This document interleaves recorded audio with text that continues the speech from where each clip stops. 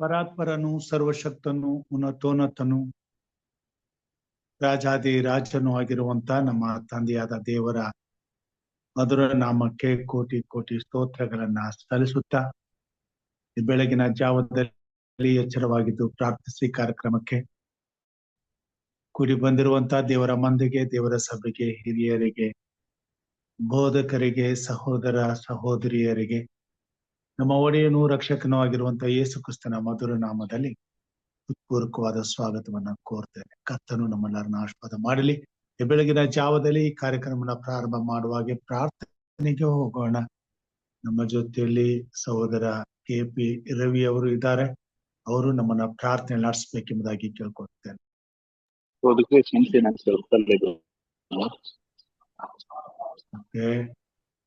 ಹಿರಿಯರಾದಂತಹ Vijay Kumar sir ಅವರು ಪ್ರಾರ್ಥನೆ ನಡೆಸಬೇಕೆಂಬುದಾಗಿ ಕೇಳ್ಕೊಳ್ತೇನೆ.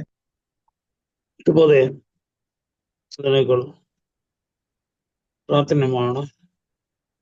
ಮಹೋನ್ನತನು, ಮಹಾಪರಿಶುದ್ಧನು, ಪರಲೋಕದಲ್ಲಿ ಆಸೀನನಾಗಿರುವ ಸರ್ವಶಕ್ತನಾಗಿರುವ ತಂದೆ, ಸಮಸ್ತ ಲೋಕಗಳನ್ನು ಕ್ಷಣ ಮಾತ್ರದಲ್ಲಿ ವೀಕ್ಷಿಸಿ ಅದನ್ನು ಪರಿಹರಿಸುವ ದೇವರು ನೀವಾಗಲಿ. ಉನ್ನತೋನ್ನತನು, ಮಹೋನ್ನತನಾದ ನಾಮವನ್ನು ಹೇಳಿಕೊಡುವಂತಹ ಒಂದು ಅವಕಾಶ ಕೊಡೋದಕ್ಕೆ ನಾವು ಸ್ತೋತ್ರವಾಗಲಿ.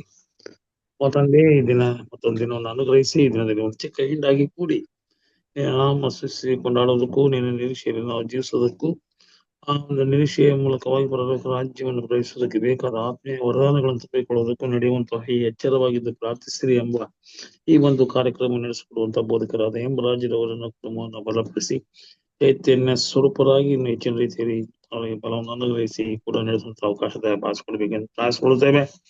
ಜೊತೆಗೆ ಕೂಡಿ ಬಂದಿರುವಂತಹ ಎಲ್ಲ ಸಹೋದರರನ್ನು ಸಹೋದರಿಯನ್ನು ವಿಶೇಷವಾಗಿ ಆಶ್ರಯಿಸಿ ಬಲಪಡಿಸಿ ನಾವೆಲ್ಲ ಆಧ್ಯಾತ್ಮಿಕವಾಗಿ ಮುಂದೆ ಮುನ್ನಡೆಸುವವರಾಗಿ ನಾವನ್ನು ಭಜಿಸುತ್ತಾ ಪರಲೋಕ ರಾಜ್ಯಕ್ಕೆ ಎದುರು ಮಕ್ಕಳಾಗುವಂತೆ ರೂಪಿಸಬೇಕಾಗಿ ಇದು ಅನೇಕರಿಗೆ ಈ ಒಂದು ಸಂದೇಶವು ಎಲ್ಲರಿಗೂ ಸಹ ಲಾಭದಾಯಕವಾಗುವಂತೆ ನಡೆಸಬೇಕೆಂದು ಆಶಿಕೊಳ್ಳುತ್ತೇವೆ. ಈ ದಿನ ಸಂದೇಶವು ತರುವಂತಹ ನಿನ್ನ ಸೇವಕರನ್ನು ಆಶ್ರಯಿಸಿ ಬಲಪಡಿಸು, ಪವಿತ್ರ ಆತ್ಮನ ಅಭಿಷೇಕಿಸಿ ತಿಳಿಸುವಂತ ವಾಕ್ಯಗಳು ಅನೇಕ ಹೃದಯಗಳಲ್ಲಿ ನಿಮ್ಮಂದಟ್ಟಾಗುವಂತೆ ಬಲಪಡಿಸಿ ನಡೆಸಿ ಇದನ್ನೆಲ್ಲ ಶುಭ ಕಾರ್ಯವಾಗಿದ್ದು ನಮ್ಮ ನಡೆಸಬೇಕೆಂದು ಪ್ರಭು ರಕ್ಷಕನು, ಕಾರ್ಯಕರ್ತನು, ಮಹಾಯಾಜಕನು ಆಗಿರುವ ಯೇಸು ಕ್ರಿಸ್ತನ ಪರಿಶುದ್ಧವಾದ ನಾಮದಲ್ಲಿ ಬೇಡಿಕೊಂಡಿದ್ದೇವೆ ತಂದೆ, ಆಮೇನ್.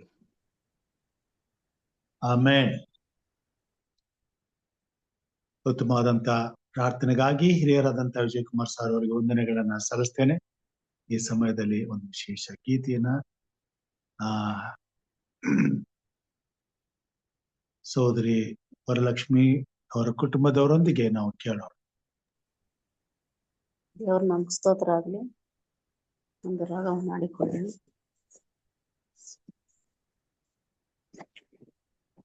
ನಿನ್ನಂತ ದೇವರು ಯಾರು ಇಲ್ಲ, ನಿನ್ನ ಹಾಗೆ ಪ್ರೀತಿಸುವವರು ಒಬ್ಬರು ಇಲ್ಲ.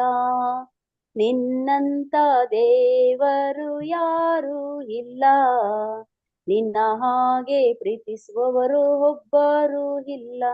ಏಸಯ್ಯ ಏಸಯ್ಯ, ನೀನಿಲ್ಲದೆ ನಾನಿಲ್ಲಯ್ಯ. ಏಸಯ್ಯ ಏಸಯ್ಯ, ನೀನಿಲ್ಲದೆ ನಾನಿಲ್ಲಯ್ಯ. ನಿನ್ನಂತ ದೇವರು ಯಾರು ಇಲ್ಲ, ನಿನ್ನ ಹಾಗೆ ಪ್ರೀತಿಸುವವರು ಒಬ್ಬರು ಇಲ್ಲ. ನಿನ್ನ ದೇವರು ಯಾರು ಇಲ್ಲ, ನಿನ್ನ ಹಾಗೆ ಪ್ರೀತಿಸುವವರು ಒಬ್ಬರು ಇಲ್ಲ. ಪಾಪದ ಮರಣದಲ್ಲಿ ಇದ್ದಂತ ನನ್ನ ಪ್ರೀತಿ ಮಾಡಿ ಪ್ರಾಣ ಕೊಟ್ಟು ಬದುಕಿಸಿದೆ ದೇವಾ. ಪಾಪದ ಮರಣದಲ್ಲಿ ಇದ್ದಂತ ನನ್ನ ಪ್ರೀತಿ ಮಾಡಿ ಪ್ರಾಣ ಕೊಟ್ಟು ಬದುಕಿಸಿದೆ ದೇವಾ. ನಿನ್ನ ಕೃಪೆ ಶಾಶ್ವತ ಎಂದೆಂದು ದೇವಾ, ನಿನ್ನ ಕೃಪೆ ಶಾಶ್ವತ ಎಂದೆಂದು ದೇವಾ. ನಿನ್ನ ಪ್ರೀತಿಯಿಂದ ನಾನು ಜೀವಿಸುವೆ ದೇವಾ, ನಿನ್ನ ಪ್ರೀತಿಯಿಂದ ನಾನು ಜೀವಿಸುವೆ ದೇವಾ. ಏಸಯ್ಯ ಏಸಯ್ಯ, ನೀನಿಲ್ಲದೆ ನಾನಿಲ್ಲಯ್ಯ.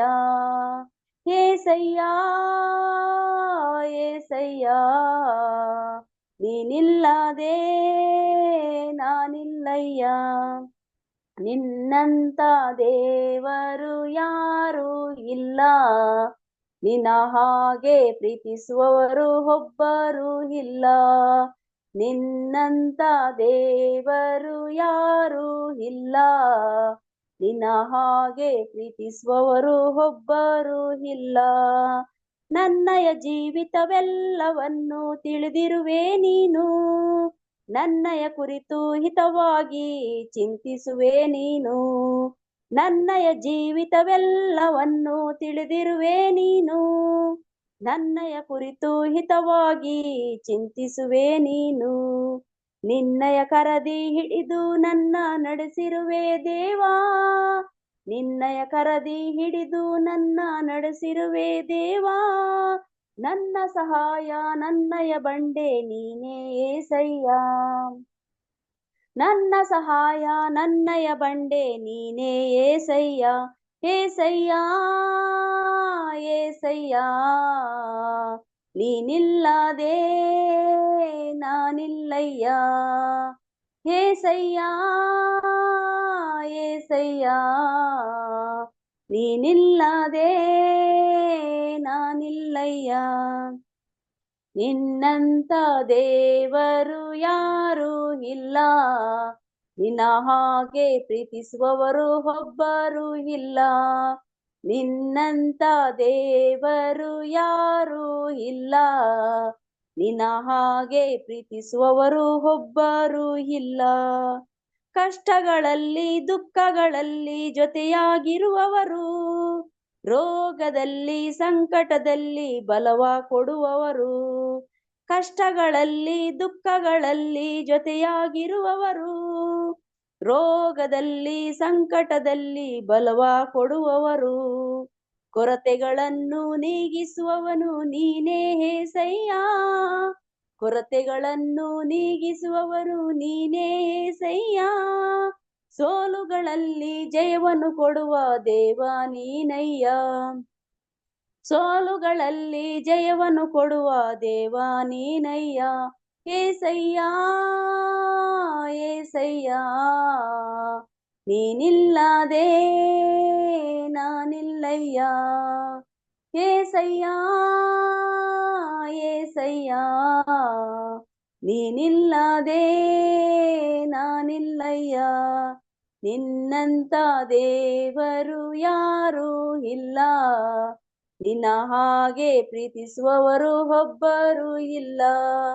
ನಿನ್ನಂತ ದೇವರು ಯಾರು ಇಲ್ಲ, ನಿನ್ನ ಹಾಗೆ ಪ್ರೀತಿಸುವವರು ಒಬ್ಬರು ಇಲ್ಲ. Amen. Thank you sir. Amen. ಉತ್ತಮವಾದಂತಹ ಹಾಡಿಗಾಗಿ ಸಹೋದರಿ ವರಲಕ್ಷ್ಮಿ ಅವರಿಗೆ ವಂದನೆಗಳನ್ನ ಸಲ್ಲಿಸ್ತೇನೆ. ಈ ಸಮಯದಲ್ಲಿ ಇಂದಿನ ಬೆಳಗಿನ ದೈವಿಕ ಮನ್ನಕ್ಕಾಗಿ ನಮ್ಮ ಜೊತೆಯಲ್ಲಿ ಬೋಧಕರಾದಂತ ಸುರೇಶ್ ಕೆ ಅವರು ಇದ್ದಾರೆ. ದೇವರು ಅವರನ್ನು ಆಶೀರ್ವಾದ ಮಾಡಲಿ.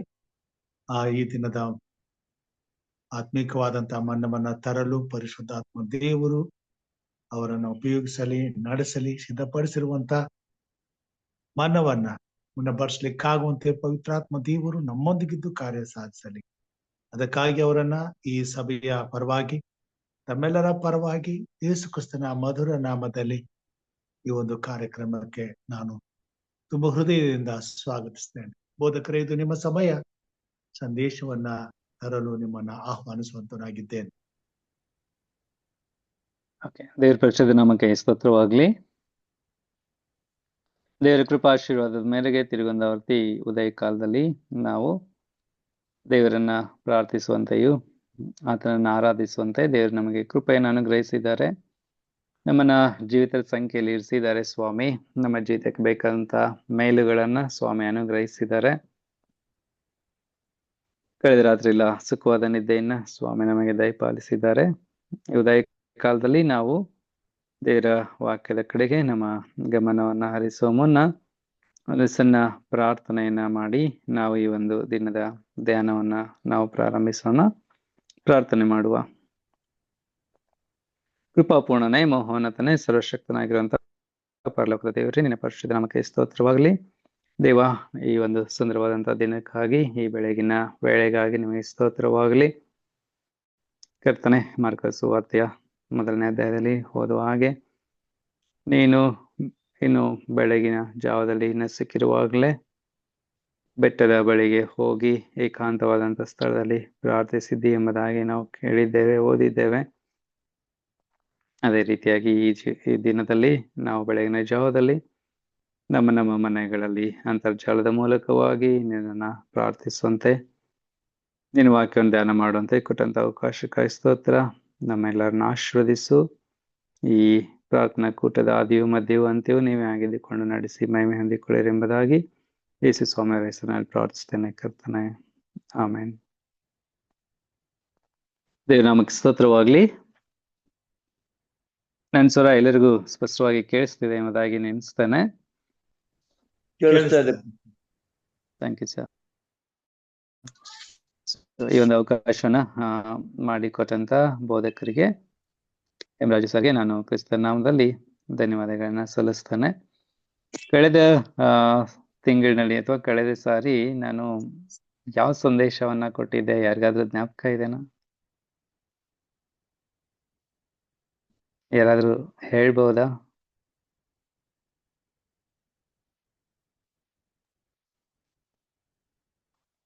ಓಕೆ, ನಿನ್ನೆ ರಾತ್ರಿ ಊಟ ಮಾಡಿರೋದೇ ಕೆಲವೊಂದ್ಸರಿ ನೆನಪಿರಲ್ಲ ನಮ್ಗೆ.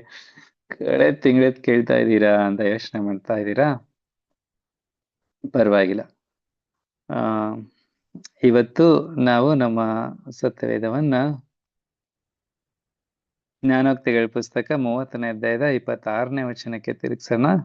ಜ್ಞಾನೋಕ್ತಿಗಳ ಪುಸ್ತಕ 30ನೇ ಅಧ್ಯಾಯ 26ನೇ ವಚನ, ಹಾಗೂ ಇನ್ನೊಬ್ರು ಕೀರ್ತನೆಗಳ ಪುಸ್ತಕ 104ನೇ ಅಧ್ಯಾಯ 18ನೇ ವಚನಕ್ಕೆ ತಿರುಗಿಸಿ.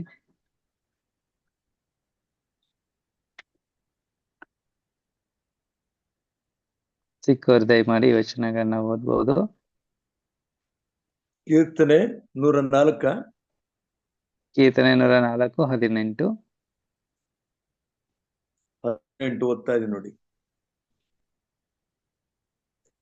ತುರಾಯಿ ಮರಗಳಲ್ಲಿ ಬಕಪಕ್ಷಿಗಳು ವಾಸಿಸುತ್ತವೆ, ಕಾಡು ಕುರಿಗಳಿಗೆ ಉನ್ನತವಾದ ಪರ್ವತಗಳು, ಬೆಟ್ಟದ ಮೊಲಗಳಿಗೆ ಬಂಡೆಗಳು ಆಶ್ರಯ ಸ್ಥಾನಗಳಾಗಿವೆ. Thank you sir. ಜ್ಞಾನೋಕ್ತಿಗಳು 30:26 ಓದ್ತೀನಿ ನೋಡ್ರಿ. ಬೆಟ್ಟದ ಮೊಲಗಳು ದೊಡ್ಡ ಜಾತಿಯಲ್ಲದಿದ್ದರೂ ಬಂಡೆಗಳಲ್ಲಿ ತಮ್ಮ ಮನೆಗಳನ್ನು ಮಾಡಿಕೊಳ್ಳುವವು. Thank you sir. ಸೊ ಹಾಗಾದ್ರೆ ಇವಾಗ ನಾನು ಯಾವ ವಿಷಯದ ಬಗ್ಗೆ ಮಾತಾಡ್ತಾ ಇದ್ದೀನಿ ಅನ್ನುವಂಥದ್ದು ಈ ವಾಕ್ಯದಿಂದ ನಿಮಗೆ ಅರ್ಥ ಆಗಿರುತ್ತೆ ಎಂಬುದಾಗಿ ನಾನು ಎನಿಸ್ತೇನೆ. ಕ್ರಿಸ್ತನಲ್ಲಿ ಆತ್ಮೀಯ ದೇವಜನರೇ, ಈ ಸುಂದರವಾದಂಥ ದಿನದಲ್ಲಿ ನಾವು ದೇವರ ವಾಕ್ಯವನ್ನ ಕೇಳುವ ಹಾಗೆ, ಜ್ಞಾನೋಕ್ತಿ ಪುಸ್ತಕದ 30ನೇ ಅಧ್ಯಾಯದಲ್ಲಿ 24ನೇ ವಚನ ಹೇಳುವ ಹಾಗೆ, ಭೂಮಿಯ ಮೇಲೆ 4 ಸಣ್ಣ ಜೀವಿಗಳಿದಾವೆ, ಅಥವಾ ಭೂಮಿಯ ಮೇಲೆ ಅನೇಕ ಜೀವಿಗಳಿದಾವೆ, ಸಣ್ಣ ಸಣ್ಣ ಜೀವಿಗಳು. ಆದ್ರೆ ಭೂಮಿಯ ಮೇಲೆ 4 ಅಧಿಕ ಜ್ಞಾನವುಳ್ಳ ಸಣ್ಣ ಜೀವಿಗಳು ಇವೆ ಎಂಬುದಾಗಿ ದೇವರ ವಾಕ್ಯದಲ್ಲಿ ಬರೆದಿದೆ. 4 ಬಹಳ ಬುದ್ಧಿವಂತ ಅಥವಾ ಬಹಳ ಜ್ಞಾನವುಳ್ಳಂತ ಸಣ್ಣ ಜೀವಿಗಳು ಎಂಬುದಾಗಿ ಅಲ್ಲಿ ಬಹಳ ಸ್ಪಷ್ಟವಾಗಿ ಮೆನ್ಷನ್ ಮಾಡಿದ್ದಾರೆ. ಅದರಲ್ಲಿ ಮೊದಲನೇದು ಇರುವೆ. ಸೊ ನಾವು ಲಾಸ್ಟ್ ಟೈಮ್ ಇರುವೆ ಬಗ್ಗೆ ತಿಳ್ಕೊಂಡಿದ್ದೇವೆ. ಮಿಡತೆ, ಬೆಟ್ಟದ ಮೊಲ ಮತ್ತೆ ಜೇಡರ ಹುಳು. ಸೊ ಈ 4 ಜೀವಿಗಳ ಬಗ್ಗೆ ಅಲ್ಲಿ ಬರೆಯಲ್ಪಟ್ಟಿದೆ. ಓಕೆ, BSI ವರ್ಷನ್ ಅಲ್ಲಿ ಅದು ಹಲ್ಲಿ ಅಂತ ಹೇಳುತ್ತೆ, ಆದ್ರೆ ಕಿಂಗ್ ಜೇಮ್ಸ್ ವರ್ಷನ್ ಅಲ್ಲಿ ಸ್ಪೈಡರ್ ಅಂತ ಹೇಳುತ್ತೆ. ಸೊ ಒಟ್ಟಿನಲ್ಲಿ ಈ 4 ಜೀವಿಗಳು, ಇರುವೆ, ಮಿಡತೆ, ಬೆಟ್ಟದ ಮೊಲ ಮತ್ತೆ ಜೇಡರ ಹುಳು, ಇವು ಬಹಳ ಬುದ್ಧಿವಂತ ಜೀವಿಗಳು ಅಂತ ಹೇಳುತ್ತೆ. ಗಾತ್ರದಲ್ಲಿ ಬಹಳ ಚಿಕ್ಕವು, ಆದರೆ ಜ್ಞಾನದಲ್ಲಿ ಬಹಳ ದೊಡ್ಡದಾದಂಥ ಜೀವಿಗಳು. ಸೊ ಒಂದು ಗಾದೆ ಮಾತು ಹೇಳ್ತಾರೆ, ಮೂರ್ತಿ ಚಿಕ್ಕದಾದ್ರೂ ಕೀರ್ತಿ ದೊಡ್ಡದು ಅಂತ. ಸೊ ಹಾಗೆ ಇವು ಸಣ್ಣ ಜೀವಿಗಳೇ, ಆದ್ರೆ ಜ್ಞಾನದಲ್ಲಿ ದೊಡ್ಡವು ಎಂಬುದಾಗಿ ದೇವರು ಇದನ್ನ ಕರೆದಿದ್ದಾರೆ.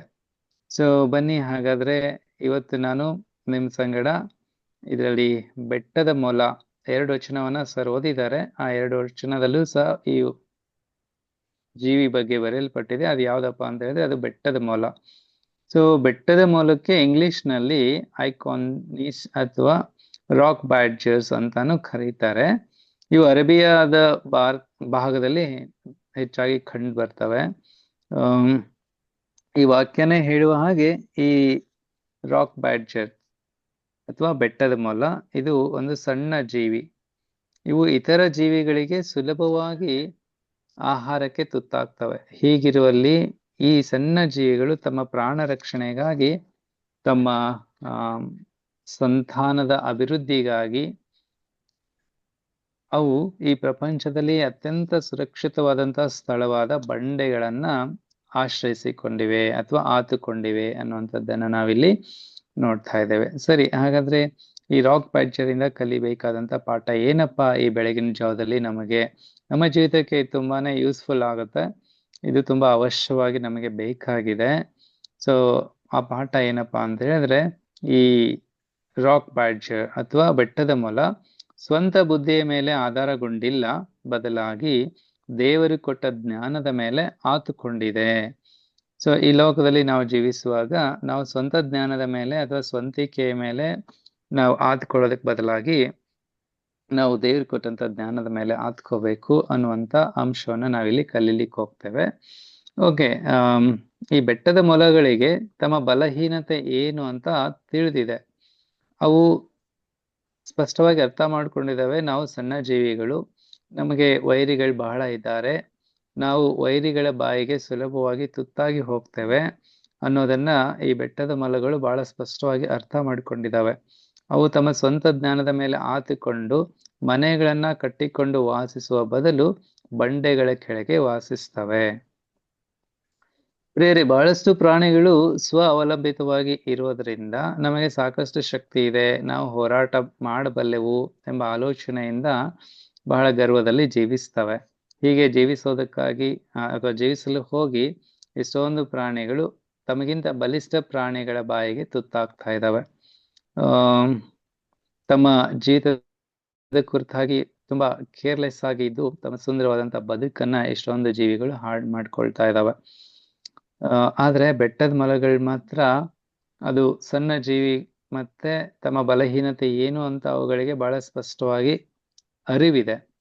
ಅವು ನಾವು ಬಲಿಷ್ಠರಾಗೋದು ಹೇಗೆ ಅಂತ ಯೋಚಿಸ್ತಾ ಇಲ್ಲ, ಅಥವಾ ಬಲಿಷ್ಠ ಜೀವಿಗಳೊಂದಿಗೆ ಅಥವಾ ಬಲಿಷ್ಠ ಜೀವಿಗಳನ್ನ ಮೋಸದಿಂದ ಎದುರಿಸಬೇಕು ಅಂತ ಬಯಸೋದೂ ಇಲ್ಲ. ಬದಲಾಗಿ ಅವು ತಮ್ಮ ಜ್ಞಾನ ವಿವೇಕಗಳನ್ನ ಬಳಸಿಕೊಂಡು ತಮ್ಮ ಜೀವಿತಕ್ಕೆ ಯೋಗ್ಯವಾದಂತ ಬಂಡೆಯನ್ನ ಅವು ಅವಲಂಬಿಸಿವೆ. ಸೊ ಈ ಬೆಟ್ಟದ ಮೊಲಗಳಿಗೆ ತಿಳಿದಿದೆ, ಈ ಬಂಡೆಯು ನಮಗೆ ಶ್ರೇಷ್ಠವಾದಂತ ಸ್ಥಳವಾಗಿದೆ. ಈ ಬಂಡೆಯನ್ನ ತಳ್ಳಿ ನಮ್ಮನ್ನ ಹಾನಿಗೊಳಿಸುವ ಅಥವಾ ಹಾನಿಗೆ ಒಳಪಡಿಸುವಂತ ಕೆಲಸ ವೈರಿಗಳಿಗೆ ಅಸಾಧ್ಯ. ಅದು ಅಷ್ಟು ಸುಲಭವಾದದ್ದಲ್ಲ ಅನ್ನೋದನ್ನ ಈ ಮೊಲಗಳು ಅಥವಾ ಈ ಬೆಟ್ಟದ ಮೊಲಗಳು ಅರ್ಥ ಮಾಡಿಕೊಂಡಿವೆ. ಅಷ್ಟು ಮಾತ್ರವಲ್ಲದೆ ವಾತಾವರಣ ಅಥವಾ ಋತುಗಳು ಬದಲಾದರೂ ಸಹಿತ, ಅಂದ್ರೆ ಮಳೆಗಾಲದಲ್ಲಾಗ್ಲಿ, ಚಳಿಗಾಲದಲ್ಲಾಗ್ಲಿ, ಬೇಸಿಗೆಯಲ್ಲಾಗ್ಲಿ ತಮಗೆ ಸುರಕ್ಷಿತ ಸ್ಥಳ ಈ ಬಂಡೆ ಎಂಬುದನ್ನ ಈ ಬೆಟ್ಟದ ಮೊಲಗಳು ಅರ್ಥ ಮಾಡಿಕೊಂಡಿದ್ದಾವೆ. ಮಳೆ, ಗಾಳಿ, ಚಳಿ, ಬಿಸಿ ಯಾವುದೂ ನಮ್ಮನ್ನ ಅಲುಗಾಡಿಸೋದಕ್ಕೆ ಸಾಧ್ಯ ಇಲ್ಲ ಎಂಬುದನ್ನ ಇವು ತಿಳ್ಕೊಂಡಿದ್ದಾವೆ. ಈ ಮೂಲಕ ಈ ಸಣ್ಣ ಬೆಟ್ಟದ ಮೊಲಗಳು ನಮಗೆ ಆತ್ಮಿಕ ಪಾಠವನ್ನ ಕಲಿಸ್ತಾ ಇದ್ದಾವೆ. ಈ ಅಂಶವನ್ನ ನಮ್ಮ ಜೀವಿತಕ್ಕೆ ನಾವು ಹೋಲಿಸಿಕೊಂಡರೆ ನಮಗೆ ಪ್ರಮುಖ ಪಾಠ ಇಲ್ಲಿ ನಾವು ಕಲಿಬಹುದು. ನಮ್ಮ ನಿತ್ಯದ ಜೀವಿತದಲ್ಲಿ ನಮ್ಮ ವೈರಿಯು ನಮಗಿಂತ ಬಲಿಷ್ಠನಾಗಿದ್ದಾನೆ. ಯಾಕಂದ್ರೆ ದೇವ್ರ ವಾಕ್ಯ ಹೇಳುತ್ತೆ, ನಾವು ಹೋರಾಡುವಂಥದ್ದು ಮನುಷ್ಯ ಮಾತ್ರದವರ ಸಂಗಡವಲ್ಲ, ರಾಜತ್ವಗಳ ಮೇಲೆಯೂ ಅಂಧಕಾರದ ಲೋಕಾಧಿಪತಿಗಳ ಮೇಲೆ ನಾವು ಹೋರಾಡುವವರಾಗಿದ್ದೇವೆ. ಸೊ ಹೀಗಿರೋದ್ರಿಂದ ನಮ್ಮ ವೈರಿ ನಮಗಿಂತ ಬಲಿಷ್ಠನಾಗಿದ್ದಾನೆ ಅನ್ನೋದನ್ನ ನಾವು ಅರ್ಥ ಮಾಡ್ಕೋಬೇಕು. ಸೊ ನಮಗಿಂತ ಬಲಿಷ್ಠನಾದಂತ ವೈರಿ ನಮಗಿದ್ದಾಗ್ಯೂ ಆತನಿಗಿಂತ ಬಲಿಷ್ಠನಾದಂತ ದೇವರು ನಮ್ಮ ಸಂಗಡ ಇದ್ದಾನೆ. ಹೀಗೆ ಆ ಬಲಿಷ್ಠನಾದಂತ ದೇವರು ನಮಗೆ ಈ ಬೆಟ್ಟದ ಮೊಲದ ಮೂಲಕವಾಗಿ ನಮಗೆ ಜ್ಞಾನ, ವಿವೇಕವನ್ನ, ತಿಳುವಳಿಕೆಯನ್ನ ಕೊಡೋದಕ್ಕೆ ಬಯಸ್ತಾ ಇದ್ದಾನೆ. ಬೆಟ್ಟದ ಮೊಲಗಳು ಹೇಗೆ ತಮ್ಮ ಸಂತಾನಾಭಿವೃದ್ಧಿಗಾಗಿ, ತಮ್ಮ ಜೀವನದ ಸುರಕ್ಷತೆಗಾಗಿ, ಸಂರಕ್ಷಣೆಗಾಗಿ, ಹಾಗೂ ಅವು ಈ ಭೂಮಿ ಮೇಲೆ ಸುದೀರ್ಘ ಕಾಲ ಬದುಕೋದಕ್ಕಾಗಿ ಬೆಟ್ಟವನ್ನ ಅಥವಾ ಬಂಡೆಯನ್ನ ಅವು ಆತ್ಕೊಂಡಿದಾವೋ, ಹಾಗೆ ಬಂಡೆಯಾಗಿರುವಂತ ನನ್ನ ಮೇಲೆ ನೀವು ಆತ್ಕೊಳ್ರಿ ಎಂಬುದನ್ನ ದೇವರು ನಮಗೆ ಈ ವಾಕ್ಯದ ಮೂಲಕವಾಗಿ ತಿಳಿಸ್ತಾ ಇದ್ದಾನೆ. ಪ್ರಿಯರೇ, ನಾವು ಹಳೆ ಒಡಂಬಡಿಕೆಯಲ್ಲಿ ಆದಿಕಾಂಡ ಪುಸ್ತಕದ ಮೊದಲಿನ ಕೆಲವು ಅಧ್ಯಾಯಗಳನ್ನು ನಾವು ಓದುವಾಗ ಅಲ್ಲಿ ಆದಾಮ್ ಹವ್ವಳರ ಸ್ಟೋರಿಯನ್ನ ನಾವು ಓದ್ತೇವೆ. ಈ ಸ್ಟೋರಿ ನಮ್ಮೆಲ್ಲರಿಗೂ ಬಹಳ ಅಚ್ಚುಮೆಚ್ಚು, ಬಹಳ ಚಿರಪರಿಚಿತ. ಮತ್ತೆ ಇದ್ರ ಬಗ್ಗೆ ನಾವು ಬಹಳಷ್ಟು ಸಾರಿ, ಲೆಕ್ಕವಿಲ್ಲದಷ್ಟು ಸಾರಿ ನಾವು ಧ್ಯಾನ ಮಾಡಿರ್ತೇವೆ. ಸೊ ಆದಾಮನು ಏದೇನ್ ತೋಟದಲ್ಲಿದ್ದಾಗ ಆತನು ಸಮೃದ್ಧಿಯಾಗಿದ್ದನು. ಅವರಿಗೆ ಅಲ್ಲಿ ಯಾವುದೇ ತರವಾದಂತ ಕೊರತೆಗಳಲ್ಲಿ ಇರ್ಲಿಲ್ಲ. ಆದ್ರೆ ಅವನು ವೈರಿಯ ಪಾಶಕ್ಕೆ ಸಿಲುಕಿ ಹಾಕಿಕೊಂಡ. ದೇವರ ಉದ್ಯಾನವನದಿಂದ ಹೊರಗೆ ದೂಡಲ್ಪಟ್ಟ. ಅವನು ತೋಟದಿಂದ ಹೊರಗೆ ಬರಲು ಏನ್ ಕಾರಣ ಅಂತ ಹೇಳಿದ್ರೆ, ಅವನು ದೇವರು ಕೊಟ್ಟಂತ ಜ್ಞಾನದ ಮೇಲೆ ಆತುಕೊಳ್ಳೋದಕ್ಕೆ ಬದಲಾಗಿ ತನ್ನ ಸ್ವಂತ ಜ್ಞಾನದ ಮೇಲೆ ಆತನು ಆತ್ಕೊಳ್ತಾನೆ. ದೇವರು ಆತನಿಗೆ ಕೊಟ್ಟಂತ ಆಯ್ಕೆ ಸ್ವತಂತ್ರವನ್ನ ಆತನು ದುರುಪಯೋಗ ಪಡಿಸ್ಕೊಳ್ತಾನೆ. ಆತನು ಬೇಕೆಂದೇ ಆ ಮರದ ಹಣ್ಣನ್ನ ಆತನು ಸೇವಿಸ್ತಾನೆ.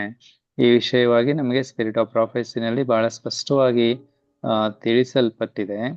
ಹವ್ವಳಾದರೂ ವಂಚನೆಗೆ ಒಳಗಾಗಿ ಪಾಪ ಮಾಡಿದ್ಲು, ಆದ್ರೆ ಆದಾಮನು ಬೇಕೆಂದೇ ಪಾಪ ಮಾಡಿದನು. ಯಾಕಂದ್ರೆ ಆತ ನೆನೆಸಿದ, ಹವ್ವಳು ಈ ಹಣ್ಣನ್ನ ತಿಂದಿದ್ದಾಳೆ, ಆಕೆ ಹೇಗೂ ಸಾಯ್ತಾಳೆ, ನಾನು ಒಬ್ನೇ ಇದ್ದೆ, ಏನ್ ಮಾಡ್ಲಿ, ನಾನು ಈ ಹಣ್ಣನ್ನ ತಿಂತೀನಿ ಅಂತ. ಸೊ ಆತನು ಸ್ವಲ್ಪ ಮುಂದುವರೆದು ಅದ್ರ ಬಗ್ಗೆ ನಾವು ಓದುವಾಗ, he has a confidence in his health, wisdom and strength. ನಾನು ಸ್ಟ್ರಾಂಗ್ ಇದ್ದೀನಿ, ಐ ಕ್ಯಾನ್ ಸರ್ವೈವ್, ನಾನು ಜೀವಿಸಬಲ್ಲೆ ಅನ್ನುವಂಥ ಆಲೋಚನೆಗಳು ಅವ್ರ ಮನ್ಸಲ್ಲಿ ಬಂತು. ಸೊ ಅಲ್ಲಿ ಹಣ್ಣನ್ನ ತಿನ್ನುವಾಗ ಆ ಸೈತಾನ ಹೇಳ್ತಾನೆ, ನೀವು ಹೇಗೂ ಸಾಯೋದಿಲ್ಲ, ನೀವು ದೇವರಂತ ಆಗ್ತೀರಾ ಅನ್ನುವಂಥ ವಿಚಾರಗಳು ಹವ್ವಳ ಮನಸ್ಸಲ್ಲಿ ಬಂತು. ಆಕೆ ಹಣ್ಣನ್ನ ತಿಂತ ಆಕೆ ತನ್ನ ಬಗ್ಗೆ ತಾನು ಫೀಲ್ ಮಾಡ್ಕೊಂತ ಇದ್ಲು. ನಾನು ದೇವ್ರ ತರ ಆಗ್ತಾ ಇದ್ದೀನಿ, ನಾನು ತುಂಬಾ ಎತ್ತರವಾಗಿ ಬೆಳೀತಾ ಇದ್ದೀನಿ. ಆ ಒಂದು ಭಾವನೆಗಳು ಆಕೆ ಮನಸ್ಸಲ್ಲಿ ಮೂಡಿ ಬಂತು ಎಂಬುದಾಗಿ ನಾವು ಸ್ಪಿರಿಟ್ ಆಫ್ ಪ್ರಾಫೆಸಿನಲ್ಲಿ ತಿಳ್ಕೊಳ್ತೇವೆ. ಸೊ ಸಾಮಾನ್ಯವಾಗಿ ನಾವು ನಮ್ಮ ಜೀವಿತದಲ್ಲಿ ದೇವರಿಗೆ ಪ್ರಥಮ ಸ್ಥಾನವನ್ನ ಕೊಡುವ ಬದಲಾಗಿ ಅಂತಿಮ ಸ್ಥಾನವನ್ನ ಕೊಡ್ತೇವೆ. ಎಷ್ಟೋ ಸಾರಿ ನಮ್ಮ ಜೀವಿತದ ಶೋಧನೆಗಳನ್ನು, ಕಷ್ಟಗಳನ್ನ ನಾವೇ ಸ್ವಂತವಾಗಿ ಎದುರಿಸೋದಕ್ಕೆ ನಾವು ಬಯಸ್ತೇವೆ. ಆದ್ರೆ ನಮ್ಮ ಯೋಜನೆಗಳು ಸಾಗದೇ ಇದ್ದಾಗ ಅಥವಾ ಚಿಕಿತ್ಸೆ ಫಲಕಾರಿಯಾಗದೇ ಇದ್ದಾಗ ನಾವು ದೇವರನ್ನ ನೆನಪಿಸಿಕೊಳ್ತೇವೆ. ಯಾವಾಗ? ಕಟ್ಟ ಕಡೆಯಲ್ಲಿ. ಬೇರೆ ಒಂದು ಪ್ರಮುಖ ಅಂಶವನ್ನ ಇಲ್ಲಿ ಜ್ಞಾಪಕಕ್ಕೆ ನಾವು ಇಟ್ಕೊಳ್ಳೋಣ. ಯಾವ ವ್ಯಕ್ತಿಯು ಬೇಕೆಂದೇ ತನ್ನ ಮೂರ್ಖತನದಲ್ಲಿ ಅಥವಾ ಅಜ್ಞಾನದಲ್ಲಿ ನಡೆಯುತ್ತಿರುತ್ತಾನೋ ಅಂಥವನನ್ನ ದೇವರು ಮಾನಸಾಂತರಗೊಳಿಸಲು ಪ್ರಯತ್ನಿಸುವುದಿಲ್ಲ.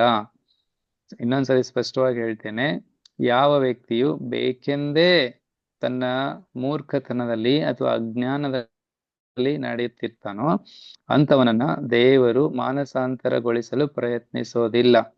ಕಾರಣ ಏನಪ್ಪಾ ಅಂತಂದ್ರೆ, ದೇವರು ಮನುಷ್ಯರಿಗೆ ಕೊಟ್ಟ ಫ್ರೀಡಮ್ ಆಫ್ ಚಾಯ್ಸ್, ಆಯ್ಕೆಯ ಸ್ವತಂತ್ರವನ್ನ ಆತನು ಯಾವಾಗ್ಲೂ ಗೌರವಿಸ್ತಾನೆ. God respect the free will that he has given to each person upon this earth. ಈ ಭೂಮಿ ಮೇಲೆ ಬದುಕುವಂತ ಪ್ರತಿಯೊಬ್ಬ ಮನುಷ್ಯನಿಗೆ ದೇವರು ಆಯ್ಕೆಯ ಸ್ವತಂತ್ರವನ್ನ ಕೊಟ್ಟಿದ್ದಾನೆ, ಫ್ರೀ ವಿಲ್ ನ ಕೊಟ್ಟಿದ್ದಾನೆ. ಅದು ದೇವರೇ ಕೊಟ್ಟಿರೋದ್ರಿಂದ ದೇವರದನ್ನ ಗೌರವಿಸ್ತಾನೆ. ಸೊ ಪ್ರತಿಯೊಬ್ಬನು ಸಹ ತಾನು ಏನಾಗಿದ್ದೇನೆ, ತನ್ನ ಬಲಹೀನತೆ ಏನಾಗಿದೆ ಎಂಬುದನ್ನ ತಾನೇ ತಿಳಿದುಕೋಬೇಕು. ಹಾಗೂ ತನ್ನನ್ನ ಬಲಪಡಿಸುವಂತ ದೇವರ ಮೇಲೆ ಆತನು ಆತ್ಕೋಬೇಕು, ದೇವರ ಬಳಿಗೆ ಬರಬೇಕು. ಯಾಕಂದ್ರೆ ದೇವ್ರ ವಾಕ್ಯದಲ್ಲಿ ನಾವು ಓದ್ತೇವೆ, ಯೆಹೋವನು ನನ್ನ ಬಂಡೆಯು, ನನ್ನ ಕೋಟೆಯು, ನನ್ನ ಆಶ್ರಯಗಿರಿಯು, ನನ್ನ ಗುರಾಣಿಯು ಆಗಿದ್ದಾನೆ ಎಂಬುದಾಗಿ ಕೀರ್ತನೆಗಾರನು ಬಹಳ ಸ್ಪಷ್ಟವಾಗಿ ಅನೇಕ ಕಡೆಗಳಲ್ಲಿ ಅದನ್ನ ಬರೆದಿದ್ದಾನೆ. ಭಕ್ತನಂತ ದಾವೀದನ ಜೀವಿತವನ್ನ ನಾವು ಈ ಸಮಯದಲ್ಲಿ ಜ್ಞಾಪಕ ಮಾಡ್ಕೋಬಹುದು. ಭಕ್ತನಂತ ದಾವೀದನು ತನ್ನ ಜೀವಿತದಲ್ಲಿ ಸಮಸ್ಯೆ, ಕಷ್ಟ, ತೊಂದರೆ, ಸಂಕಟಗಳು ಬರುವಾಗ ತನ್ನ ಸ್ವಂತ ಮಗನು ಅಥವಾ ರಾಜನಾದಂಥ ಸೌಲನು ಆತನನ್ನ ಬಾಧಿಸುವಂತ ಸಮಯದಲ್ಲಿ ಆತನು ಬಂಡೆಗಳ ಗವಿಗಳಲ್ಲಿ ಅಡಗಿಕೊಂಡು ತನ್ನ ಜೀವಿತವನ್ನು ಆತನು ಸಂರಕ್ಷಿಸಿಕೊಳ್ತಾ ಇದ್ದ. ಆ ಮುಖಾಂತರವಾಗಿ ಆತನ ದೇವರಿಗೆ ಹೇಳ್ತಾ ಇದ್ದ, ದೇವರೇ, ನೀನು ನನ್ನ ಬಂಡೆಯಾಗಿದ್ದೀಯಾ, ನೀನು ನನ್ನ ಕೋಟೆಯಾಗಿದ್ದೀಯಾ, ನೀನು ನನ್ನ ಆಶ್ರಯ ಸ್ಥಾನವಾಗಿದ್ದೀಯಾ. ನಾನು ಈ ಬಂಡೆ ಮೇಲೆ ಅಥವಾ ಈ ಬಂಡೆಯನ್ನ ನಾನು ಆಶ್ರಯಿಸಿಕೊಂಡ್ರೆ ನಾನು ಸುರಕ್ಷಿತವಾಗಿರ್ತೀನಿ ಎಂಬುದಾಗಿ ಭಕ್ತನಂತ ದಾವೀದನು ಬಹಳ ಸ್ಪಷ್ಟವಾಗಿ ತನ್ನ ಅನುಭವ ಸವಿದು ಆತನ ಅದನ್ನ ಬರೆದಿದ್ದಾನೆ. ಸೊ ಹೀಗಿರೋದ್ರಿಂದ ನಮಗೆ ಇಟರ್ನಲ್ ರಾಕ್ ಆಫ್ ಸಾಲ್ವೇಶನ್, ನಮ್ಮ ರಕ್ಷಣೆಯ ಬಂಡೆ ಯಾರಾಗಿದ್ದಾರೆ ಅಂತ ಹೇಳಿದ್ರೆ ಅದು ಯೇಸು ಕ್ರಿಸ್ತನೇ ಆಗಿದ್ದಾನೆ. ಈ ಬಂಡೆಯ ಕುರಿತಾಗಿ ನಾವು ಮಾತಾಡ್ಬೇಕು ಅಂತ ಹೇಳಿದ್ರೆ ಬೈಬಲ್ ಅಲ್ಲಿ ನಮ್ಗೆ ತುಂಬಾ ತುಂಬಾ ತುಂಬಾ ತುಂಬಾ ವಿಚಾರಗಳು ನಮಗೆ ಸಿಕ್ಕುತ್ತೆ. ದೇವರು ನಮಗೆ ಇಸ್ರಾಯೇಲರಿಗೆ ಬಂಡೆಯೋಪಾದಿಯಲ್ಲಿದ್ದು ಅವರಿಗೆ ನೀರನ್ನ ದಯಪಾಲಿಸಿ ಕೊಟ್ಟ, ಆ ನೀರನ್ನ ದಯಪಾಲಿಸಿಕೊಟ್ಟಂತ ಬಂಡೆ ನಾನೇ ಎಂಬುದಾಗಿ ಸ್ವಾಮಿ ಮಾತಾಡ್ತಾನೆ. ಸೊ ದಾಹ ಉಳ್ಳವರು ನನ್ನ ಬಳಿಗೆ ಬರ್ಲಿ, ಅವರು ಜೀವವುಳ್ಳ ನೀರನ್ನ ಉಚಿತವಾಗಿ ತೆಗೆದುಕೊಳ್ಳಿ ಎಂಬುದಾಗಿ ಸ್ವಾಮಿ ಮಾತಾಡ್ತಾರೆ. ಸೊ ಹೀಗಾಗಿ Lord Jesus Christ, who is the eternal rock of salvation, is the only place in universe where the soul can find rest and peace. ನಮ್ಮ ಆತ್ಮವು ಶಾಶ್ವತವಾದಂತಹ ವಿಶ್ರಾಂತಿಯನ್ನ ಹಾಗೂ ಸಮಾಧಾನವನ್ನ ಕಂಡುಕೊಳ್ಳೋದಕ್ಕೆ ನಮಗೆ ಇರುವಂತಹ ಏಕೈಕ ಮಾರ್ಗ, ಏಕೈಕ ರಕ್ಷಣೆ ಯಾವ್ದಪ್ಪ ಅಂತ ಹೇಳಿದ್ರೆ ಅದು ಯೇಸು ಕ್ರಿಸ್ತನಾಗಿದ್ದಾನೆ. So we can never face the enemy with our own strength and wisdom. ನಾವು ನಮ್ಮ ಸ್ವಂತ ಜ್ಞಾನ, ಸ್ವಂತ ಬುದ್ಧಿಯಿಂದ ನಾವು ವೈರಿಯನ್ನ ಗೆಲ್ಲೋದಕ್ಕೆ ಸಾಧ್ಯ ಇಲ್ಲ. ನಮ್ಮನ್ನ ಹೇಗೆ ಮೋಸ ಮಾಡ್ಬೇಕು ಮತ್ತೆ ಎಂತೆಂಥ ಕುತಂತ್ರಗಳನ್ನ ಮಾಡ್ಬೇಕು ಅಂತ ಹೇಳಿ ಸೈತಾನನಿಗೆ ಬಹಳ ಚೆನ್ನಾಗಿ ತಿಳಿದಿದೆ. ಯಾಕಂದ್ರೆ ಆತನು ಮೊದಲನೆಯ ಆದಾಮನಿಂದ ಹಿಡಿದು ಯೇಸು ಸ್ವಾಮಿ ಬರುವವರೆಗೂ ಹುಟ್ಟುವಂತ ಪ್ರತಿ ಮಗುವಿನವರೆಗೂ ಎಲ್ಲಾ ವ್ಯಕ್ತಿಗಳನ್ನು ಆತನು ವೈಯಕ್ತಿಕವಾಗಿ ತಿಳ್ಕೊಂಡಿದ್ದಾನೆ. ಯಾರು? ಸೈತಾನನು. ಆತನು ಪ್ರತಿಯೊಬ್ಬ ವ್ಯಕ್ತಿಗಳ ಬಲಹೀನತೆಗಳನ್ನ ಅರ್ಥ ಮಾಡಿಕೊಂಡಿದ್ದಾನೆ. ನಾವು ಯಾವ ವಿಷಯದಲ್ಲಿ ಬಲಹೀನರಾಗಿದ್ದೇವೆ, ಯಾರು ತಿನ್ನೋ ವಿಷಯದಲ್ಲಿ ಬಲಹೀನರಾಗಿದ್ದಾರೆ, ಯಾರು ಪಂಚೇಂದ್ರಿಯಗಳು ಅಥವಾ ಜ್ಞಾನೇಂದ್ರಿಯಗಳನ್ನ ನಾವೇನ್ ಕರಿತೀವಲ್ಲ, ಆ ಜ್ಞಾನೇಂದ್ರಿಯಗಳು ಯಾವ ಜ್ಞಾನೇಂದ್ರಿಯಗಳಲ್ಲಿ ಯಾರ್ಯಾರು ಬಲಹೀನರಾಗಿದ್ದಾರೆ, ಕಣ್ಣಿನ ಆಸೆಗೆ ಯಾರು ಒಳಗಾಗ್ತಾ ಇದ್ದಾರೆ, ನಾಲಿಗೆ ರುಚಿಗೆ ಯಾರು ಒಳಗಾಗ್ತಾ ಇದ್ದಾರೆ, ಮೂಗಿನ ವಾಸನೆಗೆ ಯಾರು ಬಲಹೀನರಾಗಿದ್ದಾರೆ, ಸ್ಪರ್ಶಕ್ಕೆ ಯಾರು ಬಲಹೀನರಾಗಿದ್ದಾರೆ, ಚಾಡಿ ಮಾತುಗಳಿಗೆ ಯಾರು ಕಿವಿ ಕೊಡ್ತಾರೆ, ಎಲ್ಲ ಆತನಿಗೆ ಗೊತ್ತಿದೆ. ಸೊ ಯಾರ್ಯಾರನ್ನ ಹೇಗೆ ಮೋಸಗೊಳಿಸ್ಬೇಕು, ಹೇಗೆ ಬೀಳಿಸ್ಬೇಕು, ಹೇಗೆ ಅವರನ್ನ ತನ್ನ ಪಾಶದಲ್ಲಿ ಸಿಕ್ಕಿಸ್ಕೋಬೇಕು ಅಂತ ಹೇಳಿ ಸೈತಾನನಿಗೆ ಬಹಳ ಚೆನ್ನಾಗಿ ಗೊತ್ತಿದೆ. ಯಾಕಂದ್ರೆ ಪೂರ್ವದಿಂದಲೂ ಆತನು ಇದೇ ಕೆಲಸವನ್ನ ಮಾಡ್ಕೊಂಡು ಬಂದಿದ್ದಾನೆ ಸಾವಿರಾರು ವರ್ಷಗಳಿಂದ. ಸೊ ಆ ಕೆಲಸದಲ್ಲಿ ಆತನ ನಿಸ್ಸೀಮನಾಗಿದ್ದಾನೆ. ಸೊ ಹೀಗಾಗಿ ನಾವು ನಮ್ಮ ಸ್ವಂತ ಜ್ಞಾನದ ಮೇಲೆ, ಸ್ವಂತ ಬುದ್ಧಿಯ ಮೇಲೆ, ಸ್ವಂತ ಯೋಚನೆಗಳ ಮೇಲೆ ಅಥವಾ ಸ್ವಂತ ಶಕ್ತಿಯ ಮೇಲೆ ನಾವು ಆತ್ಕೊಳ್ಳೋದಾದ್ರೆ ಖಂಡಿತವಾಗಿಯೂ ನಾವು ಸಹ ಏನಾಗ್ತೇವೆ, ಸೈತಾನನ ಪಾಶಕ್ಕೆ ಸಿಕ್ಕಾಕೊಂಡು ನಾವು ಮೋಸ ಹೋಗ್ತೇವೆ. ಸೊ ಜನರನ್ನ ಮೋಸಪಡಿಸುವಂತ ಎಲ್ಲ ಅನುಭವ ಸೈತಾನನಿಗಿದೆ. ಯಾವ ಮಾರ್ಗಗಳನ್ನ ಬಳಸ್ಬೇಕು, ಯಾವ ವಿಧಾನಗಳನ್ನ ಬಳಸ್ಕೋಬೇಕು ಅಂತ ಆತನಿಗೆ ಗೊತ್ತಿದೆ. ಅದರ ಪ್ರಕಾರ ಅವನು ಕುತಂತ್ರ ಮಾಡ್ತಾನೆ. ಆದ್ರೆ ನಾವು ದೇವರಿಗೆ ನಮ್ಮನ್ನ ಒಪ್ಪಿಸಿ ಕೊಟ್ಟರೆ ಅಥವಾ ನಮ್ಮನ್ನ ನಾವು ದೇವರಿಗೆ ಸರೆಂಡರ್ ಮಾಡಿದ್ರೆ, ನಮ್ಮ ಜೀವಿತವನ್ನ ದೇವರ ಕೈಗೆ ಕೊಟ್ಟರೆ, ನಮ್ಮ ರಕ್ಷಕನು ನಮ್ಮ ಬಲಹೀನತೆಯನ್ನ ತಾನು ತೆಗೆದುಕೊಂಡು ನಮ್ಮ ಬಲಹೀನತೆಯಲ್ಲಿ ತನ್ನ ಬಲವನ್ನ ಆತ ನಮಗೆ ನೀಡುವಂತವನಾಗಿದ್ದಾನೆ. ಅದಕ್ಕೆ ಸ್ವಾಮಿ ಹೇಳ್ತಾರೆ ಮತ್ತಾಯನ ಸುವಾರ್ತೆ 11ನೇ ಅಧ್ಯಾಯದಲ್ಲಿ, ಎಲೈ ಕಷ್ಟಪಡೋರೆ ಹೊರೆತವರೆ ನನ್ನ ಬಳಿಗೆ ಬನ್ರಿ, ನಾನು ನಿಮಗೆ ವಿಶ್ರಾಂತಿಯನ್ನ ಕೊಡ್ತೇನೆ. ನನ್ನ ನೊಗವನ್ನ ನಿಮ್ಮ ಮೇಲೆ ತೆಗೆದುಕೊಳ್ರಿ, ಯಾಕಂದ್ರೆ ನನ್ನ ನೊಗ ಮೃದುವಾಗಿದೆ, ಅದು ಹಗುರವಾಗಿದೆ. ಆದ್ರೆ ನಿಮ್ಮ ನೊಗ ಅದು ಬಹಳ ಭಾರವಾಗಿದೆ. ಅದನ್ನ ನನ್ನ ಮೇಲೆ ಕೊಡ್ರಿ, ಅದನ್ನ ನಾನ್ ತಗೊಳ್ತೇನೆ. I know that you are not capable. ನಿಮಗೆ ಅದನ್ನ ಹೊರುವಂತ ಶಕ್ತಿ ನಿಮಗಿಲ್ಲ ಅಂತ ನನಗೆ ಗೊತ್ತಿದೆ. ಆದ್ರಿಂದ ನಾನು ಹೊರೋದಕ್ಕೆ ರೆಡಿ ಇದ್ದೀನಿ. ನಿಮ್ಮ ಚಿಂತಾಭಾರವನ್ನೆಲ್ಲ ನನ್ನ ಮೇಲೆ ಹಾಕ್ರಿ, ನಿಮ್ಮ ಬಲಹೀನತೆಗಳನ್ನ ನನಗೆ ಒಪ್ಪಿಸಿಕೊಡ್ರಿ. ನಾನ್ ನಿಮ್ಮನ್ನ ಬಲಪಡಿಸ್ತೀನಿ, ನಾನು ನಿಮಗೆ ಸಹಾಯ ಕೊಡ್ತೀನಿ, ನನ್ನ ಧರ್ಮದ ಬಲಗೈಯನ್ನ ನಿಮಗೆ ಆಧಾರ ಮಾಡ್ತೀನಿ. ನಾನು ನಿಮ್ಮನ್ನ ನೀವು ಹತ್ತಲಾಗದ ಆಶ್ರಯಗಿರಿಯ ಮೇಲೆ ನಾನು ಹತ್ತಿಸ್ತೀನಿ. ನಾನು ನಿಮ್ಮನ್ನ ಅದ್ಭುತವಾಗಿ ನಡೆಸ್ತೀನಿ. ನಾನು ನಿಮಗೆ ಆರೋಗ್ಯ, ಶಕ್ತಿ, ಜ್ಞಾನ, ತಿಳುವಳಿಕೆ ಎಲ್ಲವನ್ನ ಕೊಟ್ಟು ನಿಮ್ಮನ್ನ ನಾನು ಉನ್ನತಿಗೆ ತರ್ತೀನಿ ಎಂಬುದಾಗಿ ಸ್ವಾಮಿ ಒಂದಲ್ಲ ಎರಡಲ್ಲ 100 ಸಾವಿರಾರು ಪ್ರಾಮಿಸ್ಗಳನ್ನ ಅಥವಾ ವಾಗ್ದಾನಗಳನ್ನ ನಮಗೆ ದೇವರ ವಾಕ್ಯದಲ್ಲಿ ಆತನು ಸ್ಪಷ್ಟವಾಗಿ ಕೊಟ್ಟಿರುವಾಗ ನಾವೇನ್ ಮಾಡ್ಬೇಕಾಗಿದೆ? We have to come to Jesus. ನಾವು ನಮ್ಮ ಜೀವಿತಕ್ಕೆ ಬೇಕಂತ ನರಿಶ್ಮೆಂಟ್ ನ ನಾವು ದೇವರ ಹತ್ರ ನಾವು ಪಡ್ಕೋಬೇಕಾಗಿದೆ. ನಾವು ಕ್ರಿಸ್ತನ ಬಳಿಗೆ ಬಂದಾಗ ಆ ನಿತ್ಯವಾದ ರಕ್ಷಣೆಯ ಬಂಡೆ, ರಾಕ್ ಆಫ್ ಸಾಲ್ವೇಷನ್, ನಾವು ನಿರಂತರ ಆತನೊಂದಿಗೆ ನಾವು ಜೀವಿಸ್ಲಿಕ್ಕೆ ಹೋಗ್ತೇವೆ. ಬೆಟ್ಟದ ಮೊಲವು ಈ ಬಂಡೆಯ ಮೇಲೆ ಆಶ್ರಯಗೊಂಡಿದೆ. ಈ ಬಂಡೆಯು ನಮಗೆ ಕ್ರಿಸ್ತನಾಗಿದ್ದಾನೆ.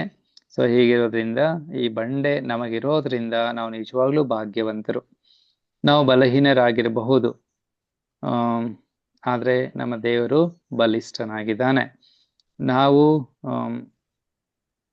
ಅಜ್ಞಾನಿಗಳಾಗಿರಬಹುದು, ಆದ್ರೆ ನಮ್ಮ ದೇವರು ಜ್ಞಾನಿಯಾಗಿದ್ದಾನೆ.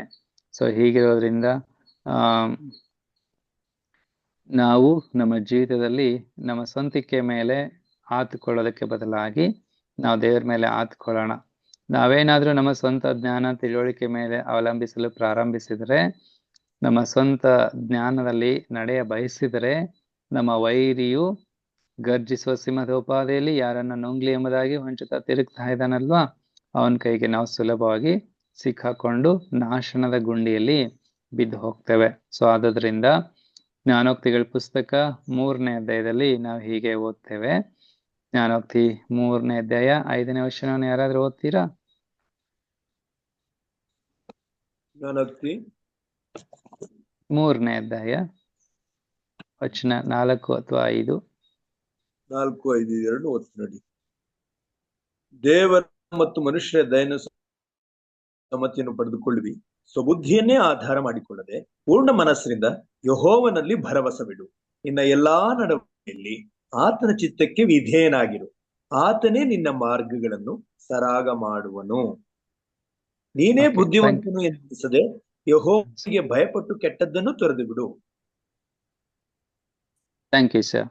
ಸೊ ಅಲ್ಲಿ ದೇವರ ವಾಕ್ಯ ಬಹಳ ಸ್ಪಷ್ಟವಾಗಿ ಹೇಳುತ್ತೆ, ಸ್ವಬುದ್ಧಿಯನ್ನ ಆಧಾರ ಮಾಡಿಕೊಳ್ಳದೆ ಪೂರ್ಣ ಮನಸ್ಸಿನಿಂದ ಯೆಹೋವನಲ್ಲಿ ಭರವಸೆ ಇಡು.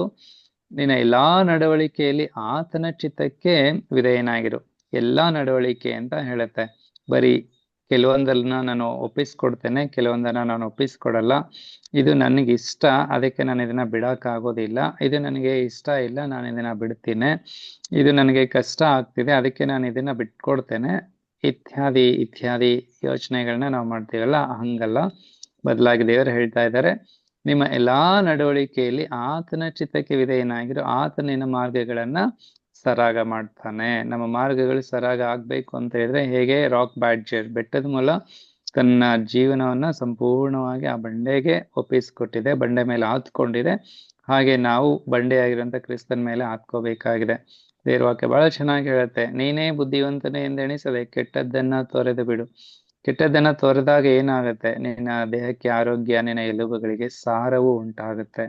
ಬೇರೆ ಇವತ್ತು ನಾವು ದೈಹಿಕ ಬಲಹೀನತೆಯಿಂದಲೂ ಆತ್ಮಿಕ ಬಲಹೀನತೆಯಿಂದಲೂ ನಾವು ಜೀವಿಸ್ತಾ ಇದ್ದೇವೆ. ರೋಗ ಬಾಧೆಗಳು, ಸಮಸ್ಯೆಗಳು, ಸಂಕಟಗಳು, ನಾನಾ ತರವಾದಂತ ಇತ್ಯಾದಿ ಇತ್ಯಾದಿ, ಚಿಕ್ಕದೋ ದೊಡ್ಡದೋ ಕಾಯಿಲೆಗಳು, ನಾನಾ ತರವಾದಂತಹ ಜಿಗುಪ್ಸೆಗಳು, ಜೀವನದಲ್ಲಿ ಬೇಸರಿಕೆಗಳನ್ನ ನಾವು ಎದುರಿಸ್ತಾ ಇದ್ದೇವೆ.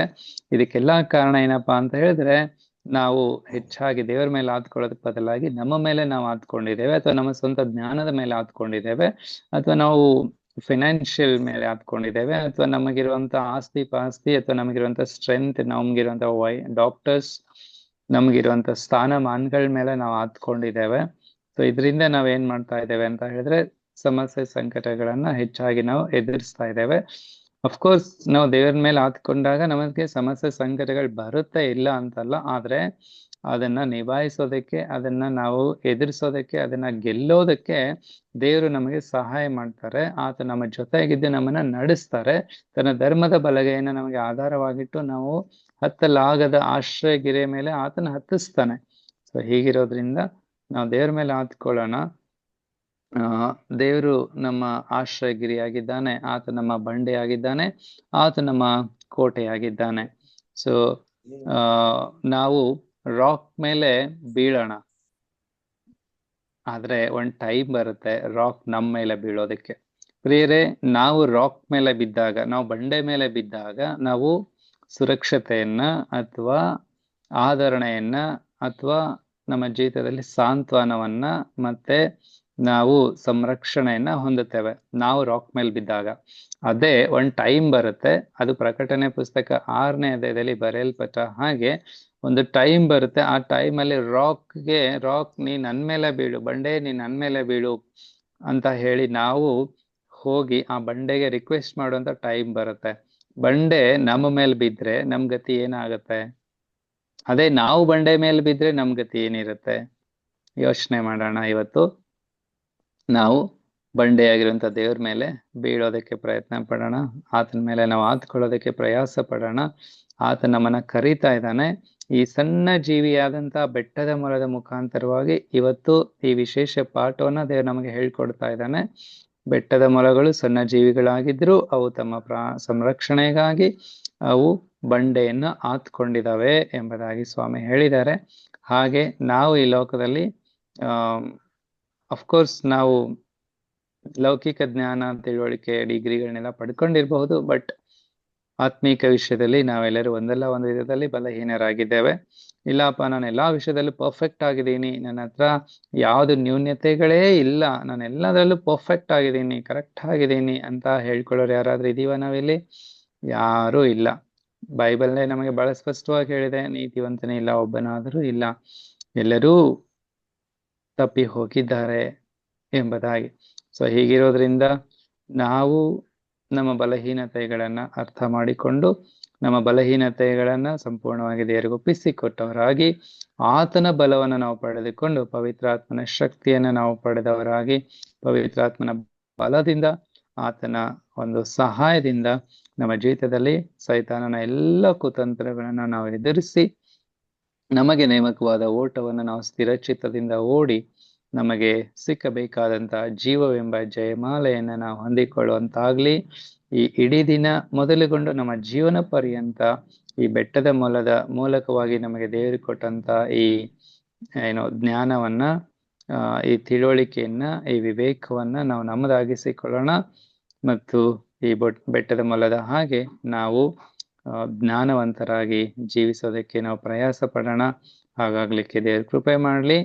ಬೆಟ್ಟದ ಮೇಲೆ ಈಗ ನಾವು ಬೀಳೋಣ, ಇಲ್ಲ ಅಂದ್ರೆ ಬೆಟ್ಟ ನಮ್ಮ ಮೇಲೆ ಬೀಳುತ್ತೆ. ದೇವ್ರು ನಿಮ್ಮ ಸಂಗಡ ಇರ್ಲಿ. ಶುಭ ದಿನ.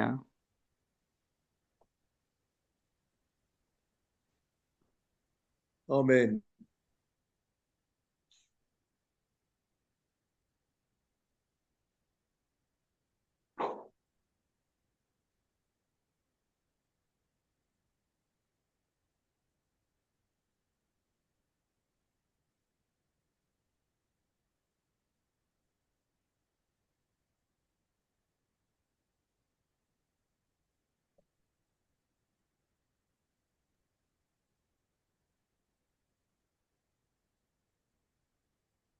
ರಾಜು ಸರ್.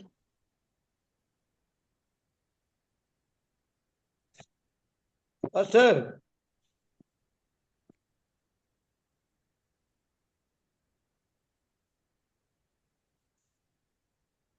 ಕಾಯೋಣ ಇರಿ ಒಂದು ನಿಮಿಷ.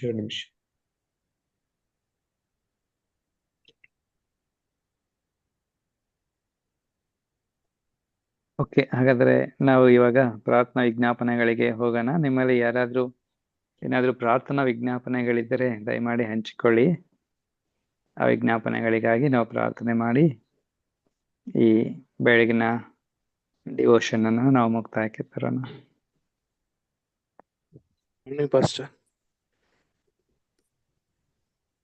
Pastor, pray for family, Kolkar family.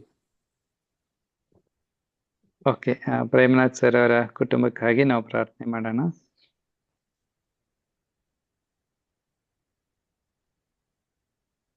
ಮತ್ತೆ ಏನಾದ್ರು ಪ್ರೇಯರ್ ರಿಕ್ವೆಸ್ಟ್ ಇದೆ ಅಂತೀರಾ ಸರ್? ಯಥಾ ಪ್ರಕಾರವಾಗಿ ನಾವು ಇವರಿಗೆ ನ್ಯಾನ್ಸಿ ಜಾನ್ ಡೇವಿಡ್ ರವರಿಗೆ ಪ್ರಾರ್ಥನೆ ಮಾಡ್ಬೇಕು. ಓಕೆ. ಹಾಗೆ ಸವಿತಾ ಕುಷ್ಟಗಿ ಅವರ ಅಕ್ಕಂದಿರು ಮತ್ತು ಅವರಿಗೋಸ್ಕರ ಪ್ರಾರ್ಥನೆ ಮಾಡ್ಬೇಕು. Good morning pastor. ಹೇಳಿ ಲೋಕೇಶ್ ಜಿ. ಪ್ರಿನ್ಸ್ ಸರ್ ಅವ್ರಿಗಾಗಿ ಪ್ರಾರ್ಥನೆ ಮಾಡಿ, ಅವನಿಗೆ ಜ್ವರ ನಿನ್ನೆಯಿಂದ, ಮತ್ತೆ ನಮ್ಮ ಕುಟುಂಬಕ್ಕಾಗಿ ಪ್ರಾರ್ಥನೆ.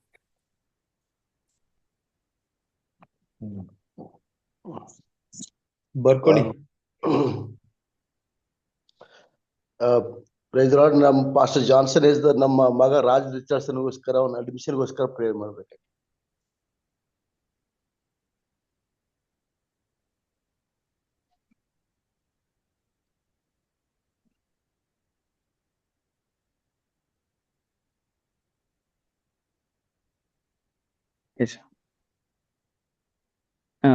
ರಾಜು ಸರ್ ಇದ್ದೀರಾ ಸರ್?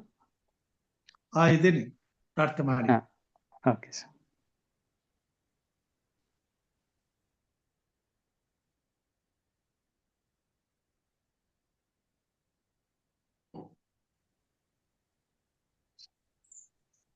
ಓಕೆ, ಪ್ರಾರ್ಥನೆ ಮಾಡಿಕೊಳ್ಳೋಣ. ನಮ್ಮನ್ನು ಬಹಳವಾಗಿ ಪ್ರೀತಿ ಮಾಡಿದ ಮಹಾಸ್ವಾಮಿ, ಈ ಬೆಳಗಿನ ಜಾವದಲ್ಲಿ ನಿನ್ನ ಮಕ್ಕಳಾದ ನಮ್ಮನ್ನ ಒಟ್ಟಾಗಿ ಸೇರಿಸಿ ನಿನ್ನ ಸೇವಕನ ಮುಖಾಂತರವಾಗಿ ನಿನ್ನನ್ನೇ ಆಶ್ರಯಿಸಿಕೊಂಡು ನಮ್ಮ ಬಲಹೀನತೆಗಳ ವಿಚಾರವಾಗಿ ತಿಳುವಳಿಕೆ ಉಳ್ಳವರಾಗಿ ನಮ್ಮ ವೈರಿಯು ಬಲಶಾಲಿಯಾಗಿದ್ದಾನೆಂಬುದನ್ನ ಬಲ್ಲವರಾಗಿ ಈ ಲೋಕದ ಯಾತ್ರೆಯಲ್ಲಿ ಸುರಕ್ಷಿತವಾಗಿ ಜೀವಿಸಲು ನಿನ್ನ ಹೊರತು ನಮಗೆ ರಕ್ಷಕನಿಲ್ಲ ಎಂಬುವಂತ ಸತ್ಯವನ್ನ ತಿಳಿದುಕೊಂಡದಕ್ಕಾಗಿ, ತಿಳಿಸಿದಕ್ಕಾಗಿ ನಿನಗೆ ಸ್ತೋತ್ರ ಸಲ್ಲಿಸ್ತೇವೆ. ಪ್ರಿಯ ಸಂದೇಶವನ್ನು ತಂದಂತ ನಿನ್ನ ದಾಸನನ್ನು ಆಶೀರ್ವದಿಸು, ಅವರ ಕುಟುಂಬ ಮಕ್ಕಳನ್ನು ಆಶೀರ್ವದಿಸು, ಅವರು ಮಾಡುವಂತ ಸೇವೆಯನ್ನು ಆಶೀರ್ವದಿಸು, ಆತ್ಮನ ಬಲದಿಂದ ಅಭಿಷೇಕಿಸು, ನೆಚ್ಚಿನ ರೀತಿಯಲ್ಲಿ ನಿನ್ನ ಸೇವೆಯಲ್ಲಿ ಉಪಯೋಗಿಸ್ಕೋ ಸ್ವಾಮಿ. ಆತ್ಮಿಕ ವರಗಳಿಂದ ತುಂಬಿಸು, ನಿನ್ನ ಮಹಿಮೆಗಾಗಿ ಉಪಯೋಗಿಸು, ಆಶೀರ್ವದಿಸು, ಅಭಿವೃದ್ಧಿ ಪಡಿಸುತ್ತಾರೆ. ಈ ದಿನಕ್ಕಾಗಿ ಸ್ತೋತ್ರ. ಕೂಡಿ ಬಂದಂತ ದೇವ ಮಂದೆಗಾಗಿ ಸ್ತೋತ್ರ ಸ್ವಾಮಿ. ಪ್ರತಿದಿನ ಬೆಳಗ್ಗೆ ಆಸಕ್ತಿಯಿಂದ ನಿನ್ನ ಪಾದ ಸನ್ನಿಧಾನಕ್ಕೆ ಬಂದು ನಿನ್ನ ವಾಕ್ಯವನ್ನ ಕೇಳಲು ಎಚ್ಚರಪಡಿಸಿ ನಿನ್ನ ಸನ್ನಿಧಾನಕ್ಕೆ ಬರುವಂತೆ ಕಾರ್ಯ ಮಾಡ್ತಾ ಬಂದಿದ್ದೀ. ಇದಕ್ಕಾಗಿ ಸ್ತೋತ್ರ. ನಮ್ಮೆಲ್ಲರ ಪ್ರಾರ್ಥನೆ ವಿಜ್ಞಾಪನೆಗಳನ್ನ ಲಾಲಿಸಿ ಸದುತ್ತರವನ್ನ ದಯಪಾಲಿಸಿದ್ದೀ. ಇದಕ್ಕಾಗಿ ಸ್ತೋತ್ರ. ಈ ಕೂಟಗಳ ಮುಖಾಂತರವಾಗಿ ಅನೇಕರನ್ನ ಆಶೀರ್ವದಿಸಿದ ತಂದೆ. ಇದಕ್ಕಾಗಿ ಸ್ತೋತ್ರ. ಅನೇಕ ಕಷ್ಟ, ಕಾಯಿಲೆ, ಬಾಧೆ, ಬಂಧನಗಳಿಂದ ಬಿಡುಗಡೆ ಮಾಡಿದ್ದಿ ತಂದೆ. ಇದಕ್ಕಾಗಿ ಸ್ತೋತ್ರ. ಈಗ ಸ್ವಾಮಿ, ಅನೇಕ ದಿನಗಳಿಂದ ಕಷ್ಟದಲ್ಲಿ ಇರ್ತಕ್ಕಂಥ ಮಕ್ಕಳಿಗಾಗಿ ಪ್ರಾರ್ಥಿಸುತ್ತೇವೆ, ಬಿಡುಗಡೆಗಾಗಿ ನಿನ್ನಲ್ಲಿ ಬೇಡುತ್ತೇವೆ ಸ್ವಾಮಿ. ಸಹೋದರಿ ನ್ಯಾನ್ಸಿ ಡೇವಿಡ್ ಅವ್ರಿಗೋಸ್ಕರ ಪ್ರಾರ್ಥಿಸ್ತೇವೆ ತಂದೆ. ಮಗಳು ಸಂಕಷ್ಟದಲ್ಲಿದ್ದಾಳೆ, ಜೀವ ಮರಣಗಳ ಹೋರಾಟವನ್ನ ಮಾಡ್ತಿದ್ದಾಳೆ. ನಂಬಿಗಸ್ತಳಾಗಿ ನಿನ್ನನ್ನು ಸೇವಿಸಿದಂತ ನಿನ್ನ ಮಗಳಿಗೆ ನಿನ್ನ ಕೃಪೆ ಇರಲಿ, ನಿನ್ನ ದಯೆ ಇರಲಿ. ಅಂತ ಮಕ್ಕಳನ್ನ ನೀನು ಕಾಪಾಡು.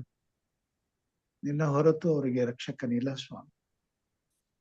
ಇಂಥ ಕಠಿಣ ಪರಿಸ್ಥಿತಿಗಳಲ್ಲಿ ನೀನೇ ಆಧಾರವಾಗು, ಬಲವಾಗು, ಶಕ್ತಿಯಾಗು.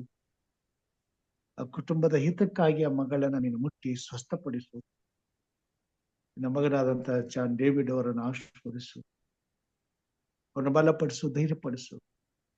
ಮತ್ತೆ ಆ ಕುಟುಂಬದಲ್ಲಿ ಪುನರುಜ್ಜೀವನ ಉಂಟಾಗುವಂತೆ, ಅವರ ಕುಟುಂಬದಲ್ಲಿ ಸ್ವಾಮಿ ನಿನ್ನ ಪರಾಂಬರಿಕೆ ನಡೆಸುವಿಕೆಗಳು ನಿನ್ನ ಕಾಪಾಡುವಿಕೆಗಳು ಅವರನ್ನು ತುಂಬಿಕೊಳ್ಳುವಂತೆ ಕಾರ್ಯ ಮಾಡು. ಮರಣಕರವಾದ ಈ ವ್ಯಾಧಿಯಿಂದ ಅವರನ್ನ ಬಿಡಿಸಿ ಸಂಪೂರ್ಣವಾದ ಸ್ವಸ್ಥತೆಯನ್ನು ನೀಡಿ ಆರೋಗ್ಯವನ್ನು ದಯಪಾಲಿಸಿ ನಿನ್ನನ್ನು ನಂಬಿದವರನ್ನ ನೀನು ಎಂದಿಗೂ ಕೈ ಬಿಡುವುದಿಲ್ಲ ಎಂಬುದನ್ನ ಅವರ ಜೀವಿತದ ಮುಖಾಂತರವಾಗಿ ಎಲ್ಲರಿಗೂ ಸ್ವಾಮಿ ನೀನು ನಿನ್ನ ನಾಮದ ಮಹತ್ವವನ್ನು ತಿಳಿಯಪಡಿಸು. ಸ್ತೋತ್ರ ರಾಜ. ಅಂತ ಇಕ್ಕಟ್ಟುಗಳಿಂದ ಎಷ್ಟೋ ಸಾರಿ ನಮ್ಮೆಲ್ಲರನ್ನ ತಪ್ಪಿಸಿ ಕಾಪಾಡಿದಿ. ಇದಕ್ಕಾಗಿ ನಿನಗೆ ಸ್ತೋತ್ರ. ತಲೆಬಾಗಿ ಬಂದಿರತಕ್ಕಂಥ ಎಲ್ಲಾ ನಿನ್ನ ಭಕ್ತರನ್ನ ಆಶೀರ್ವದಿಸು. ಹಿರಿಯರಾದಂಥ ಪ್ರೇಮ ಸರ್ ಅವರನ್ನ, ಅವರ ಕುಟುಂಬ ಮಕ್ಕಳನ್ನ ನೀನು ಅಷ್ಟು ತಪ್ಪಿಸ್ತೇನೆ. ಅವರ ವಿಜ್ಞಾಪನೆಗಳಿಂದ ಬಲ್ಲಂತ ದೇವರಾಗಿದೆ ಒಡೆಯನೆ. ಅವರ ಮಕ್ಕಳನ್ನ ಬಲಪಡಿಸು, ಶಕ್ತಿಗೊಳಿಸು. ಸೈತಾನ್ನ ಬಂಧನದಿಂದ ಬಿಡುಗಡೆ ಮಾಡು, ಬಲಹೀನತೆಗಳಿಂದ ದೂರ ಮಾಡು. ನಿನ್ನ ಆತ್ಮನ ಬಲದಿಂದ ಈ ಶೋಧನೆಗಳನ್ನು ಅವರು ಜಯಿಸಿ ಕರ್ತನೆ ನಿನ್ನಲ್ಲಿ ಭಯಭಕ್ತಿಗಳವರಾಗಿ ನಿನ್ನ ಆಶೀರ್ವಾದಕ್ಕೆ ಪಾತ್ರರಾಗುವಂತೆ ಸಹಾಯ ಮಾಡು. ವೃದ್ಧಾಪದಲ್ಲಿ ಇರ್ತಕ್ಕಂಥ ತಂದೆ ತಾಯಿಗಳು ಸಮಾಧಾನದಿಂದ ನೆಮ್ಮದಿಯಿಂದ ನಿನ್ನನ್ನು ಸ್ತುತಿಸುವಂತೆ ಕೊಂಡಾಡುವಂತೆ ಕಾರ್ಯ ಮಾಡು. ಎಲ್ಲ ಕೇಡಿನಿಂದ ತಪ್ಪಿಸಿ ಕಾಪಾಡ. ಹಿರಿಯರಾದಂತ ಲೋಕೇಶಂಕರು ಪ್ರಾರ್ಥನೆ ಅನ್ಯರ ಮಧ್ಯದಲ್ಲಿ ಇದ್ದುಕೊಂಡು ನಂಬಿಗಸ್ತರಾಗಿ ಜೀವಿಸುತ್ತಿದ್ದಾರೆ. ಅವರನ್ನ, ಅವರ ಕುಟುಂಬ, ಅವರ ಮಕ್ಕಳನ್ನು ಆಶೀರ್ವದಿಸು. ಅವರೊಂದೇ ಕುಟುಂಬ ಸ್ವಾಮಿ ಈ ಸ್ಥಳದಲ್ಲಿ ನಿನಗೆ ಸಾಕ್ಷಿಯಾಗಿ ನಿಂತಿರುವಂಥದ್ದು. ಅನೇಕರನ್ನ ನಿನ್ನ ಬಳಿಗೆ ತರುವಂತ ಪ್ರಯತ್ನದಲ್ಲಿ ಅವರು ಇರುವಾಗ ಅವರನ್ನು ನೀನು ಬಲಪಡಿಸು, ಶಕ್ತಿಗೊಳಿಸು. ಅವರಿಗೆ ಬೇಕಾದಂತ ಆರೋಗ್ಯ ಸುಕ್ಷೇಮಗಳನ್ನು ಕೊಡು. ನಂಬಿಕೆಯಲ್ಲಿ ಸ್ಥಿರವಾಗಿ ನಿಂತು ಸತ್ಯದಲ್ಲಿ ಅಭಿವೃದ್ಧಿ ಹೊಂದಿ ನಿನ್ನ ನಾಮದ ಘನತೆಗಾಗಿ ಉಪಯೋಗಿಸಲ್ಪಡುವ ಆ ಕುಟುಂಬವನ್ನ ಮೇಲೆ ಪರಿಪೂರ್ಣವಾದ ಆರೋಗ್ಯ ಕೊಡು, ಕ್ಷೇಮ ಕೊಡು, ಸಮಾಧಾನ ಕೊಡು. ಎಲ್ಲ ಬಾಧೆ ಬಂಧನಗಳಿಂದ ಬಿಡುಗಡೆ ಮಾಡಿಸು, ಏನಿಂದ ತಪ್ಪಿಸು. ವಿಶೇಷವಾಗಿ ಸರಿತಾ ಕುಷ್ಟಿಗೋಸ್ಕರ ಪ್ರಾರ್ಥನೆ ಸ್ವಾಮಿಯ ಮಗಳನ್ನ ಅನೇಕ ದಿನದಿಂದ ಕಷ್ಟಪಡ್ತಿದ್ದಾರೆ. ಆ ಪರಿಸ್ಥಿತಿಯಿಂದ ಆಕೆ ಹೊರಗೆ ಬರ್ಲಿಕ್ಕೆ ಸಾಧ್ಯ ಆಗ್ತಾ ಇಲ್ಲ. ಕರ್ತನೆ ನಿನ್ನ ಕೃಪೆ ಇರಲಿ, ನಿನ್ನ ದಯ ಇರಲಿ. ಒಬ್ಬಂಟಿಗಳಾಗಿ ಕುಟುಂಬವನ್ನ ಎದುರಿಸುತ್ತಿರುವಾಗ ನಿನ್ನ ಪರಾಂಬರಿಕೆಯನ್ನು ಕೊಟ್ಟು ಮಗಳಿಗೆ ಆಶ್ರಯಾಗಿದ್ದು, ಆಧಾರವಾಗಿದ್ದು, ಬರಬೇಕಾದ ಸಹಾಯವನ್ನ ಪರಲೋಕದ ಸನ್ನಿಧಾನದಿಂದ ಒದಗಿಸಿ ಆರೋಗ್ಯ ಸುಕ್ಷೇಮಗಳನ್ನು ಕೊಟ್ಟು ಬಾಧೆ ಬಂಧನಗಳಿಂದ ಬಿಡುಗಡೆ ಮಾಡಿ ಸಮಾಧಾನದಿಂದ ನಿನ್ನ ಹೆಸರೆತ್ತಿ ನಿನ್ನನ್ನು ಆರಾಧಿಸುವಂತೆ, ನಿನ್ನನ್ನು ಕೊಂಡಾಡುವಂತೆ, ನಿನ್ನ ಸೇವೆ ಉಪಯೋಗಿಸಲ್ಪಡುವಂತೆ ಕಾರ್ಯ ಮಾಡಿ. ಎಲ್ಲ ಅಸ್ವಸ್ಥತೆ ಬಾಧೆಗಳನ್ನ, ಅಸುರಕ್ಷತೆಯನ್ನ ತೆಗೆದು ಹಾಕು ಸ್ವಾಮಿ. ನಿನ್ನ ಕೃಪೆಯುಳ್ಳ ಹಸ್ತದಲ್ಲಿ ಆ ಮಗಳನ್ನ ಪರಾಂಬರಿಸಿ ಏನಿಂದ ತಪ್ಪಿಸಿ ಆಶೀರ್ವಾದ ಮಾಡು ಸ್ವಾಮಿ. ಕೃಪೆಯಿಂದ ನಡೆಸು ಕರ್ತನೆ. ಈಗೋ ಕರ್ತನೆ ಸಹೋದರ KP ಬಳ್ಳಾರಿ ಅವ್ರಿಗೋಸ್ಕರ, ಅವ್ರ ಕುಟುಂಬಕ್ಕೋಸ್ಕರ, ಅವ್ರ ತಾಯಿಗೋಸ್ಕರ, ಮಕ್ಕಳಿಗೋಸ್ಕರ, ಅವ್ರ ಶ್ರೀಮತಿಗೋಸ್ಕರ ಪ್ರಾರ್ಥನೆ ಸ್ವಾಮಿ. ಕುಟುಂಬದ ಸಮಸ್ಯೆ ಬಲಂತ ದೇವರಾಗಿದೆ. ನಂಬಿಕೆಯಿಂದ ಮಗನು ದಿನಾಲು ನಿನ್ನ ಪಾದದ ಬಳಿಗೆ ಬರುವಾಗ ನಿನ್ನ ಪರಲೋಕದ ಸಹಾಯದ ಹಸ್ತವ ಮಗನಿಗೆ ಆಧಾರವಾಗಲಿ. ಈ ಸಂಕಟದಿಂದ, ನೋವಿನಿಂದ, ಬಂಧನದಿಂದ ಬಿಡುಗಡೆ ದೊರೆಯಲಿ. ನೆಮ್ಮದಿಯಿಂದ ನಿನ್ನ ಕೃಪೆಯನ್ನ ಹೊಂದಿದವನಾಗಿ ನಿನಗೆ ಸಾಕ್ಷಿ ಕೊಡುವ ಮಗನಾಗಿ ನಿನ್ನನ್ನು ಸೇವಿಸಲು ಬೇಕಾದಂತೆ ಎಲ್ಲಾ ಸುರಕ್ಷತೆಯನ್ನು ಆತನಿಗೆ ಕೊಟ್ಟು ಜಯವನ್ನು ದಯಪಾಲಿಸಬೇಕೆಂದು ಬೇಡ್ತೇನೆ. ಸುಮಾಗೋಸ್ಕರ ಪ್ರಾರ್ಥನೆ ಸ್ವಾಮಿ. ಮಗಳನ್ನು ಆಶೀರ್ವದಿಸಿ ಮಗಳಿಗೆ ಸಂತಾನ ಪ್ರಾಪ್ತಿಯನ್ನು ಕೊಟ್ಟು ಆಕೆಯ ಕೊರತೆಯನ್ನ ನೀಗಿಸು ಸ್ವಾಮಿ. ಹೀಗೆ ಅನೇಕರು ನಾನಾ ವಿಧದ ಕಷ್ಟದಲ್ಲಿದ್ದಾರೆ. ಹಿರಿಯರಾದಂತ ತಮ್ಮಗಳವರನ್ನು ತುಂಬವನ್ನು ಆಶೀರ್ವದಿಸಿ. ಪದ್ಮನಿ ಅಮ್ಗಳವರನ್ನ ನೀನು ಮುಟ್ಟಪ್ಪ, ಅವ್ರಿಗೆ ಆರೋಗ್ಯ ಕೊಡು, ಬಲ ಕೊಡು, ಸಮಾಧಾನ, ಕಾಲು ನೋವನ್ನು ವಾಸಿ ಮಾಡು, ಸುರಕ್ಷತೆಯನ್ನು ಕೊಡು, ಸುಕ್ಷೇಮ ಕೊಡು, ಏನಿಂದ ತಪ್ಪಿಸಿ ಕಾಪಾಡು. ಇನ್ನು ನಾನಾ ವಿಧವಾದಂತಹ ಸಂಕಷ್ಟಗಳಲ್ಲಿ ಜನರಿದ್ದಾರೆ. ನಿನ್ನ ಪಾದ ಬಳಿಗೆ ತರುವಾಗ ಪ್ರತಿನಿತ್ಯವೂ ವೈಯಕ್ತಿಕವಾದ ಪ್ರಾರ್ಥನೆಯಲ್ಲಿ ನಿನಗೆ ಮೊರೆ ಇಡುವಾಗ ಅವರ ಪ್ರಾರ್ಥನೆಗಳ ಲಾಲಿಸು, ಅವರ ಔಷಧನ ಪೂರೈಸು, ಅವರ ಕೊರತೆಗಳನ್ನು ನೀಗಿಸು, ಕೇಡಿನಿಂದ ತಪ್ಪಿಸಿ ಕಾಪಾಡು. ನಿನ್ನ ಪಾದ ಸನ್ನಿಧಾನಕ್ಕೆ ಬರುವಾಗ ನಿನ್ನಿಂದ ಆಶಾಭಂಗ ಹೊಂದದೆ ಸ್ವಾಮಿ ಅವರ ನಿರೀಕ್ಷೆಗೆ ತಕ್ಕ ಪ್ರತಿಫಲವನ್ನು ಹೊಂದಿ ನಿನ್ನಲ್ಲಿ ಭಯಭಕ್ತುಳವರಾಗಿ ಜೀವಿಸಲು ಸಹಾಯ ಮಾಡು. ಊಟದಲ್ಲಿ ತಲೆಬಾಗಿರುವಂತಹ ಒಂದೊಂದು ಕುಟುಂಬವನ್ನು ನೀನು ಅಷ್ಟುಕೊಪ್ತೇನೆ ಸ್ವಾಮಿ. ಸಹೋದರ ಜಾನ್ಸನ್ ಯೇಸುದಾಸ್ ಅವರನ್ನು ಆಶ್ರಯಿಸು, ಅವರ ಮಗನ ರಾಜನಿಕ್ಷನ್ ಅವರನ್ನು ಆಶ್ರಯಿಸು ಸ್ವಾಮಿ. ಮಗನ ವಿದ್ಯಾಭ್ಯಾಸವನ್ನು ಆಶ್ರಯಿಸು, ಉನ್ನತವಾದ ಗುರಿ ಮುಟ್ಟಿಸು, ಆರೋಗ್ಯ ಸುಕ್ಷೇಮಗಳನ್ನು ಕೊಡೋರು ಮಾಡುವಂತ ಸೇವೆ ಕೆಲಸ ಕಾರ್ಯಗಳನ್ನು ಆಶ್ರಯಿಸು, ಸಭೆಯನ್ನು ಆಶ್ರಯಿಸು, ಸಭೆಯಲ್ಲಿರ್ತಕ್ಕಂಥ ಸಮಸ್ಯೆಗಳನ್ನು ಪರಿಹರಿಸು. ಅದು ದೊಡ್ಡ ಸಭೆ ಸ್ವಾಮಿ. ಸಭೆಯಲ್ಲಿ ಅನೇಕ ಮಕ್ಕಳು ನಿನ್ನ ಸತ್ಯಕ್ಕಾಗಿ ನಿಲ್ಲುವಂತೆ ಆರಿಸಿಕೊಂಡಿದ್ದೀವಿ, ಯೋಗಿಸಿ. ಕರ್ತನಿನ ಕೃಪೆಯ ಸಭೆಯ ಮೇಲಿರಲಿ. ಆ ಸಭೆಯನ್ನು ಆಶೀರ್ವದಿಸಿ ಅಭಿವೃದ್ಧಿಪಡಿಸಿ ಇವರ ಮುಖಾಂತರವಾಗಿ ಇನ್ನೂ ಹೆಚ್ಚಿನ ಆತ್ಮಿಕ ಬಲವನ್ನ ಸಭೆ ಹೊಂದಿ ನಿನ್ನಲ್ಲಿ ಭಯಭಕ್ತಿಯುಳ್ಳ ಸಭೆಯಾಗಿ ಅನೇಕರನ್ನ ನಿನ್ನ ಸೇವೆಗೆ ಸಿದ್ಧಪಡಿಸ್ಲಿಕ್ಕಾಗುವಂತೆ ಕಾರ್ಯ ಹಿರಿಯರಂತ ಚಿನ್ನಪ್ಪ ಸಾತ್ವಿಕವನ್ನು ಆಶ್ರಯಿಸಿ, ಅವ್ರ ಕುಟುಂಬ ಮಕ್ಕಳನ್ನ ಆಶ್ರಯಿಸಿ, ಮಾಡುವಂತ ಸೇವೆ ಕೆಲಸ ಕಾರ್ಯಗಳನ್ನ ಆಶ್ರಯಿಸಿ, ರೋಗನ ಬರಣಗಳನ್ನ ಕಾಯ್ದು ಕಾಪಾಡು. ನಿನ್ನ ಸೇವೆಯಲ್ಲಿರುವಂತಹ ಆಸಕ್ತಿಗಾಗಿ ಸ್ತೋತ್ರ. ಅವ್ರನ್ನ ಇನ್ನೂ ಹೆಚ್ಚಿನ ರೀತಿಯಲ್ಲಿ ಬಲಪಡಿಸಿ, ಚೈತನ್ಯಪಡಿಸಿ, ಆರೋಗ್ಯದಿಂದ ತಿಳಿಸಿ ಘನವುಳ್ಳ ನಿನ್ನ ಸೇವೆಯಲ್ಲಿ ಅಭಿವೃದ್ಧಿ ಪಡಿಸಿ ಉಪಯೋಗಿಸುವ ಮಕ್ಕಳ ಭವಿಷ್ಯವನ್ನು ರೂಪಿಸು. ಯಾವುದೇ ಶೋಧನೆ ಸಮಸ್ಯೆಗಳಿಲ್ಲದ ಹಾಗೆ ನೆಮ್ಮದಿಯಿಂದ ನಿನ್ನನ್ನು ಆರಾಧಿಸಲು ಕೃತಜ್ಞರು ಮಕ್ಕಳ ಭವಿಷ್ಯವನ್ನು ಕಟ್ಟಿಸುವ. ಡೇವಿಡ್ ರಾಯಚೂರು ಪ್ರಾರ್ಥನೆ, ಶೋಭಾ ರಾಜ್ ಡೇವಿಡ್ ಅವಳನ್ನು ಮುಟ್ಟು ಸ್ವಾಮಿ, ಮಗಳ ಅಸ್ವಸ್ಥತೆಯನ್ನು ದೂರ ಮಾಡಿ ಪರಿಪೂರ್ಣ ಆರೋಗ್ಯ ಕೊಡು, ಸ್ವಸ್ಥತೆ ಕೊಡು, ಬಿಡುಗಡೆ ಕೊಡು. ಸಮಾಧಾನದಿಂದ ಧೈರ್ಯದಿಂದ ನಿನ್ನನ್ನು ಕೊಂಡಾಡಲು ಕೃತಜ್ಞರು ಸ್ವಾಮಿ. ಮಕ್ಕಳ ಭವಿಷ್ಯವನ್ನು ರೂಪಿಸು ಸ್ವಾಮಿ. ಹಿರಿಯರಂತಹ ಹೇಮಂತ ಭಕ್ತರಾಜವನ್ನ ಸ್ವಾಮಿ, ಅವ್ರ ಕುಟುಂಬ ಮಕ್ಕಳನ್ನು ಸೊಸೆಯನ್ನ ಮಗನನ್ನು ಆಶ್ವಾದಿಸು, ಪ್ರಿಯರನ್ನ ಆಶ್ವಾದಿಸು, ಮಗಳನ್ನ ಆಶ್ವಾದಿಸು. ಕುಟುಂಬದ ನಾಯಕನಾಗಿ ಮಾಡುವಂತ ಕೆಲಸ ಕಾರ್ಯಗಳಲ್ಲಿ ಜೀವನ ಶುಭವನ್ನು ಕೊಡು. ವೃದ್ಧಾಪದಲ್ಲಿ ಅವರ ಕೈಗಳನ್ನು ಬಲಪಡಿಸು ಸ್ವಾಮಿ. ಅವರ ಹೆಚ್ಚಿನ ಆತ್ಮಿಕ ಬಲದಿಂದ ತುಂಬಿಸು. ಆರೋಗ್ಯ ಸುಕ್ಷೇಮಗಳನ್ನು ಕೊಟ್ಟು ನಿನ್ನ ಸೇವೆ ಸ್ವಾಮಿ. ಕರ್ತನೆ, ಸಹೋದರಿ ಚಂದ್ರಮ್ಮ ಅವ್ರಿಗೋಸ್ಕರ ಪ್ರಾರ್ಥನೆ, ಮಂಜುನಾಥ್ಗೋಸ್ಕರ ಪ್ರಾರ್ಥನೆ, ಅದನ್ನ ಬಲಪಡಿಸು ಸ್ವಾಮಿ. ಆರೋಗ್ಯದಿಂದ ತುಂಬಿಸು ನಿನ್ನ ಸೇವೆಯಲ್ಲಿ ಹೆಚ್ಚಾಗಿ ಉಪಯೋಗಿಸ್ಕೋ ಸ್ವಾಮಿ. ಸುರೇಶ್ ಅವ್ರಿಗೋಸ್ಕರ ಪ್ರಾರ್ಥನೆ, ಅವ್ರು ಮಾಡುವಂತ ಸೇವೆ, ಅವ್ರ ಕುಟುಂಬ ಮಕ್ಕಳನ್ನ ಆಶೀರ್ವದಿಸು, ಸಭೆಯನ್ನು ಆಶೀರ್ವದಿಸು.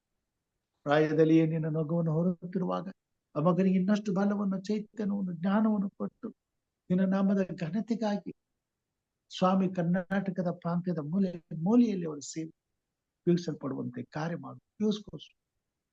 ಕರ್ತನೆ, ನಿನ್ನ ಕೃಪೆ ನಿನ್ನ ಮಕ್ಕಳಾದ ನಮ್ಮೆಲ್ಲರ ಮೇಲೆ ಸಹೋದರಿ ರಾಜೇಶ್ವರಿಗೂ ಪ್ರಾರ್ಥನೆ ಸ್ವಾಮಿ. ಅವರ ಕುಟುಂಬವನ್ನು ಆಶ್ರಯಿಸು, ಮಕ್ಕಳನ್ನು ಆಶ್ರಯಿಸು. ಅನೇಕ ದಿವಸಗಳಿಂದ ಮಗಳಿಗಾಗಿ ಪ್ರಾರ್ಥಿಸುವಾಗ ಆ ಮಗಳ ಪ್ರಾರ್ಥನೆ ಲಾಲಿಸು, ಕೊರತೆಯನ್ನು ನೀಗಿಸು. ಕೊರತೆ ಇಲ್ಲದೆ ನೀನು ಮಾಡಿದ ಉಪಕಾರಗಳಿಗೆ ಕೃತಜ್ಞತೆಯನ್ನು ಸಲ್ಲಿಸುವಂತ ಕೃಪೆಯನ್ನು ಅವರಿಗೆ ದಯಪಾಲಿಸು. ವರಲಕ್ಷ್ಮಿ ಅವ್ರಿಗೋಸ್ಕರ ಪ್ರಾರ್ಥನೆ, ಮುನೇಶ್ವರಗೋಸ್ಕರ ಪ್ರಾರ್ಥನೆ, ಕೊಟ್ಟಂತ ಮಕ್ಕಳಿಗಾಗಿ ಪ್ರಾರ್ಥನೆ ಸ್ವಾಮಿ. ಕೊಟ್ಟಂತ ಆತ್ಮೀಯ ವರಕ್ಕಾಗಿ ಸ್ತೋತ್ರ. ಪ್ರತಿದಿನ ಬೆಳಗ್ಗೆ ನಿನ್ನನ್ನು ಸ್ತುತಿಸಲು ಸಿದ್ಧವಾಗುವಾಗ ಅವನು ಚೈತನ್ಯ ಪಡಿಸು, ಬಲಪಡಿಸು, ಆಶೀರ್ವದಿಸು. ನಿನ್ನ ಮಗನ ಉಳ್ಳ ಹಸ್ತದಲ್ಲಿ ಪರಾಮರ್ಶಿಸು. ನಿನ್ನ ಸೇವೆಯಲ್ಲಿ ಕೊರತೆ ಇಲ್ಲದೆ ನಿನ್ನನ್ನು ಆರಾಧಿಸುವಂತೆ ದಾಚಿಕಾಗಿ ದುಡಿಯುವಂತೆ ಸಹಾಯ ಮಾಡು. ಮಕ್ಕಳ ಭವಿಷ್ಯವನ್ನು ಉಜ್ವಲಪಡಿಸು. ಹಿರಿಯಂತ ವಿಜಯ್ ಕುಮಾರ್ ಅವರನ್ನ, ಅವ್ರ ಕುಟುಂಬ ಮಕ್ಕಳನ್ನ ಆಶ್ವಾಸ ಮಾಡುವಂತೆ ಸೇವೆನ ಆಶ್ವಾಸ. ಅವ್ರಿಗೆ ಬೇಕಾದ ಆರೋಗ್ಯ, ಕ್ಷೇಮ, ಸಮಾಧಾನ, ನೆಮ್ಮದಿ, ತೃಪ್ತಿಯನ್ನು ಕೊಡು, ಜ್ಞಾನ ಕೊಡು, ತಿಳುವಳಿಕೆ ಕೊಡು. ನಿನ್ನ ಸೇವೆಯಲ್ಲಿ ಅವನು ಉಪಯೋಗಿಸ್ಕೋ ಸ್ವಾಮಿ. ಆತ್ಮಿಕ ವರಗಳಿಂದ ಹಿರಿಯಂತ ತಮ್ಮಗಳನ್ನು ಆಶ್ವಾಸ. ಅವ್ರಿಗೆ ಯಾರಿಗೂ ಕೊಡು, ಬಲ ಕೊಡು. ಅವರೆಲ್ಲ ಕೊರತೆಗಳು ನೀಗಿಸು. ಅವ್ರ ಮಕ್ಕಳ ಭವಿಷ್ಯವನ್ನು ರೂಪಿಸು. ಕುಟುಂಬದಲ್ಲಿ ಶಾಂತಿ, ಸಮಾಧಾನ, ನೆಮ್ಮದಿಯನ್ನು ಕೊಡು. ತಂದೆಯೇ, ನಾನು ಕುಟುಂಬ ಮಕ್ಕಳನ್ನು ಮಾಡುವಂತ ಸೇವೆನ ಆಶ್ವಾಸ. ಈ ಸೇವೆಯಲ್ಲಿ ನನಗೆ ಮಹಿಮೆ ಆಗಲಿ. ನಿನ್ನ ಭಕ್ತರಾದ ನಾವೆಲ್ಲರೂ ಒಟ್ಟಾಗಿ ಸೇರಿ ನಡೆಸುತ್ತಿರುವ ಈ ಕಾರ್ಯಕ್ರಮದ ಆಶ್ವಾಸ. ಇದರ ಮುಖಾಂತರವಾಗಿ ಅನೇಕ ಮಕ್ಕಳಿಗೆ ನಿನ್ನ ಆತ್ಮೀಯ ಬಲ ದೊರೆಯಲಿ, ಪರಲೋಕದ ಸುರಕ್ಷತೆ ದೊರೆಯಲಿ, ನಿತ್ಯ ಜೀವ ದೊರೆಯಲಿ ಸ್ವಾಮಿ. ಅದಕ್ಕಾಗಿ ಈ ಕಾರ್ಯಕ್ರಮವು ದಿನನಿತ್ಯವೂ ನಡೆಯಲಿ. ಕರ್ನಾಟಕದಾದ್ಯಂತ ಇರುವಂತಹ ಪ್ರತಿಯೊಬ್ಬ ದೇವರ ಮಕ್ಕಳಿಗೆ ನಿನ್ನ ಪರಿಶುದ್ಧವಾದ ವಾಕ್ಯವೆಂಬ ಜೀವ ಜಲವನ್ನ ಹರಿಸಲಿ. ಕರ್ತನೆ, ನಿತ್ಯ ಜೀವಕ್ಕೆ ನಡೆಸಲಿ. ಈ ದಿನಕ್ಕಾಗಿ ಸ್ತೋತ್ರ, ಈ ಕೂಟಗಳಿಗಾಗಿ ಸ್ತೋತ್ರ. ದಿನ ಹೆಚ್ಚಿನ ಆಶೀರ್ವಾದಗಳಿಂದ ನಮ್ಮನ್ನು ತುಂಬಿಸಿ ದಿನನಿತ್ಯವೂ ನಮ್ಮನ್ನು ಉಪಯೋಗಿಸು. ಮಹಿಮೆ ಎಲ್ಲ ಘನ ಮಾನ ಈ ಸ್ತೋತ್ರಗಳನ್ನು ನಿನಗೆ ಸಲ್ಲಿಸುತ್ತಾ, ಪ್ರಾರ್ಥನೆಯಲ್ಲಿ ಆಲಿಸಿದ್ದಕ್ಕಾಗಿ ಕೊಂಡಾಟಗಳನ್ನು ಸಲ್ಲಿಸುತ್ತಾ, ಈ ದಿನವೆಲ್ಲ ನಮ್ಮೊಂದಿಗಿದ್ದು ಕಾರ್ಯ ಸಾಧಿಸಿ ನಿನ್ನ ಮಹಿಮೆಗಾಗಿ ಉಪಯೋಗಿಸಿಕೊಳ್ಳಬೇಕೆಂಬುದಾಗಿ ನಮಗೋಸ್ಕರ ಕಲ್ವಾರಿ ಶಿಲುಬೆ ಮೇಲೆ ಪ್ರಾಣ ನೀಡಿದ ನಮ್ಮ ರಕ್ಷಕನು ನಿನ್ನ ಮುದ್ದು ಮಗನು ಆಗಿರುವ ನಜರೇತಿನ ಯೇಸು ಸ್ವಾಮಿ ಹೆಸರಿನಲ್ಲಿ ತಾಳ್ಮೆದ ವಿನತಿಯಿಂದ ಬಿಡಿದೇವೆ ಕರ್ತನೆ, ಆಮೆನ್. ಪರಲೋಕದ ಪ್ರಾರ್ಥನೆ ಮಾಡಿಕೊಳ್ಳೋಣ. ಪರಲೋಕದಲ್ಲಿರುವ ನಮ್ಮ ತಂದೆಯೇ, ನಿನ್ನ ನಾಮವು ಪರಿಶುದ್ಧವೆಂದು ಎಣಿಸಲ್ಪಡಲಿ. ನಿನ್ನ ರಾಜ್ಯವು ಬರಲಿ. ನಿನ್ನ ಚಿತ್ತವು ಪರಲೋಕದಲ್ಲಿ ನೆರವೇರುವ ಪ್ರಕಾರ ಭೂಲೋಕದಲ್ಲಿ ನೆರವೇರಲಿ. ನಮ್ಮ ಅನುದಿನದ ಆಹಾರವನ್ನು ಈ ಹೊತ್ತು ನಮ್ಮ ದಯಪಾಲಿಸಿಕೊಡು. ನಮಗೆ ತಪ್ಪು ಮಾಡಿದವರನ್ನು ನಾವು ಕ್ಷಮಿಸಿದಂತೆ ನಮ್ಮ ತಪ್ಪುಗಳನ್ನು ಕ್ಷಮಿಸು. ನಮ್ಮನ್ನು ಶೋಧನೆಯೊಳಗೆ ಸೇರಿಸದೆ ಕೇಡಿನಿಂದ ತಪ್ಪಿಸು. ಯಾಕೆಂದರೆ ರಾಜ್ಯವು, ಬಲವು, ಮಹಿಮೆಯು ಸದಾಕಾಲ ನಿನ್ನದೇ ಸ್ವಾಮಿ. ಆಮೇನ್. ನಮ್ಮ ತಂದೆಯಾದ ದೇವರ ಪ್ರೀತಿಯು, ನಮ್ಮ ರಕ್ಷಕನಾದಂತ ಯೇಸು ಕ್ರಿಸ್ತನ ಕೃಪೆಯು, ಪರಿಶುದ್ಧಾತ್ಮ ದೇವರ ಅನುನ್ನತಿಯು, ಐಕ್ಯತೆಯು, ಸಹವಾಸವು ಇಂದು ಎಂದು ಸದಾ ಕಾಲವು ಕೂಡಿ ಬಂದಂತ ಪ್ರತಿಯೊಂದು ಕುಟುಂಬದ ಮೇಲೆ, ಅವರ ಕುಟುಂಬ ಮಕ್ಕಳ ಮೇಲೆ, ಬಂಧು ಬಳಗದವರ ಜೊತೆ, ವಿಶೇಷವಾಗಿ ಆರಂಭದ ಪ್ರಾರ್ಥನೆ ಮಾಡಿದಂತ ಹಿರಿಯರ ಜೊತೆಗೆ, ವಿಶೇಷ ಗೀತೆ ಮಾಡಿದಂತ ಸಹೋದರಿಯೊಂದಿಗೆ, ಹಾಗೂ ಸ್ವಾಮಿ ಈ ದಿನದ ಸಂದೇಶವನ್ನು ತಂದಂತ ನಿನ್ನ ಭಕ್ತರೊಂದಿಗೆ, ಕರ್ತನೆ ನಿನ್ನ ಮಕ್ಕಳಾದ ನಮ್ಮೆಲ್ಲರೊಂದಿಗೆ ಪ್ರಾರ್ಥನೆ ವಿಜ್ಞಾಪನೆಗಳೊಂದಿಗೆ ಇಂದು ಎಂದು ಸದಾ ಕಾಲ ನೆಲೆಯಾಗಿರಲಿ ಸ್ವಾಮಿ. ಆಮೇನ್.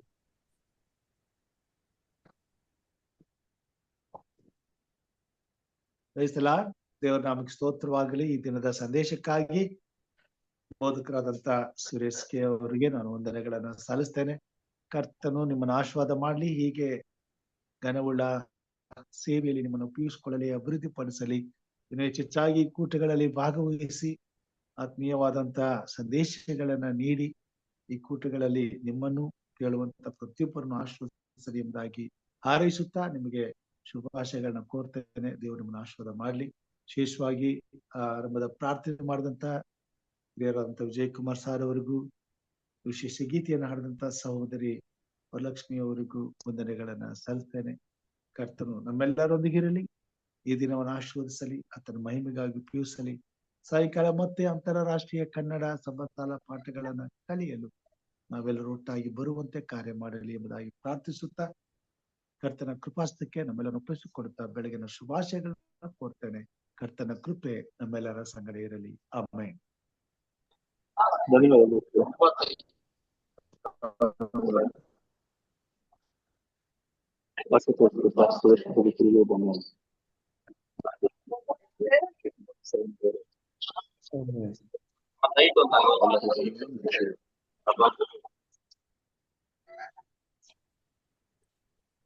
Thank you, Pastor. ಸುರೇಶ್ ಜೈ ಕ್ರಿಸ್ ಒಳ್ಳೆ ವಾಕ್ಯಾಗಿ ಎಲ್ಲರೂ ಜೈ ಕ್ರಿಸ್.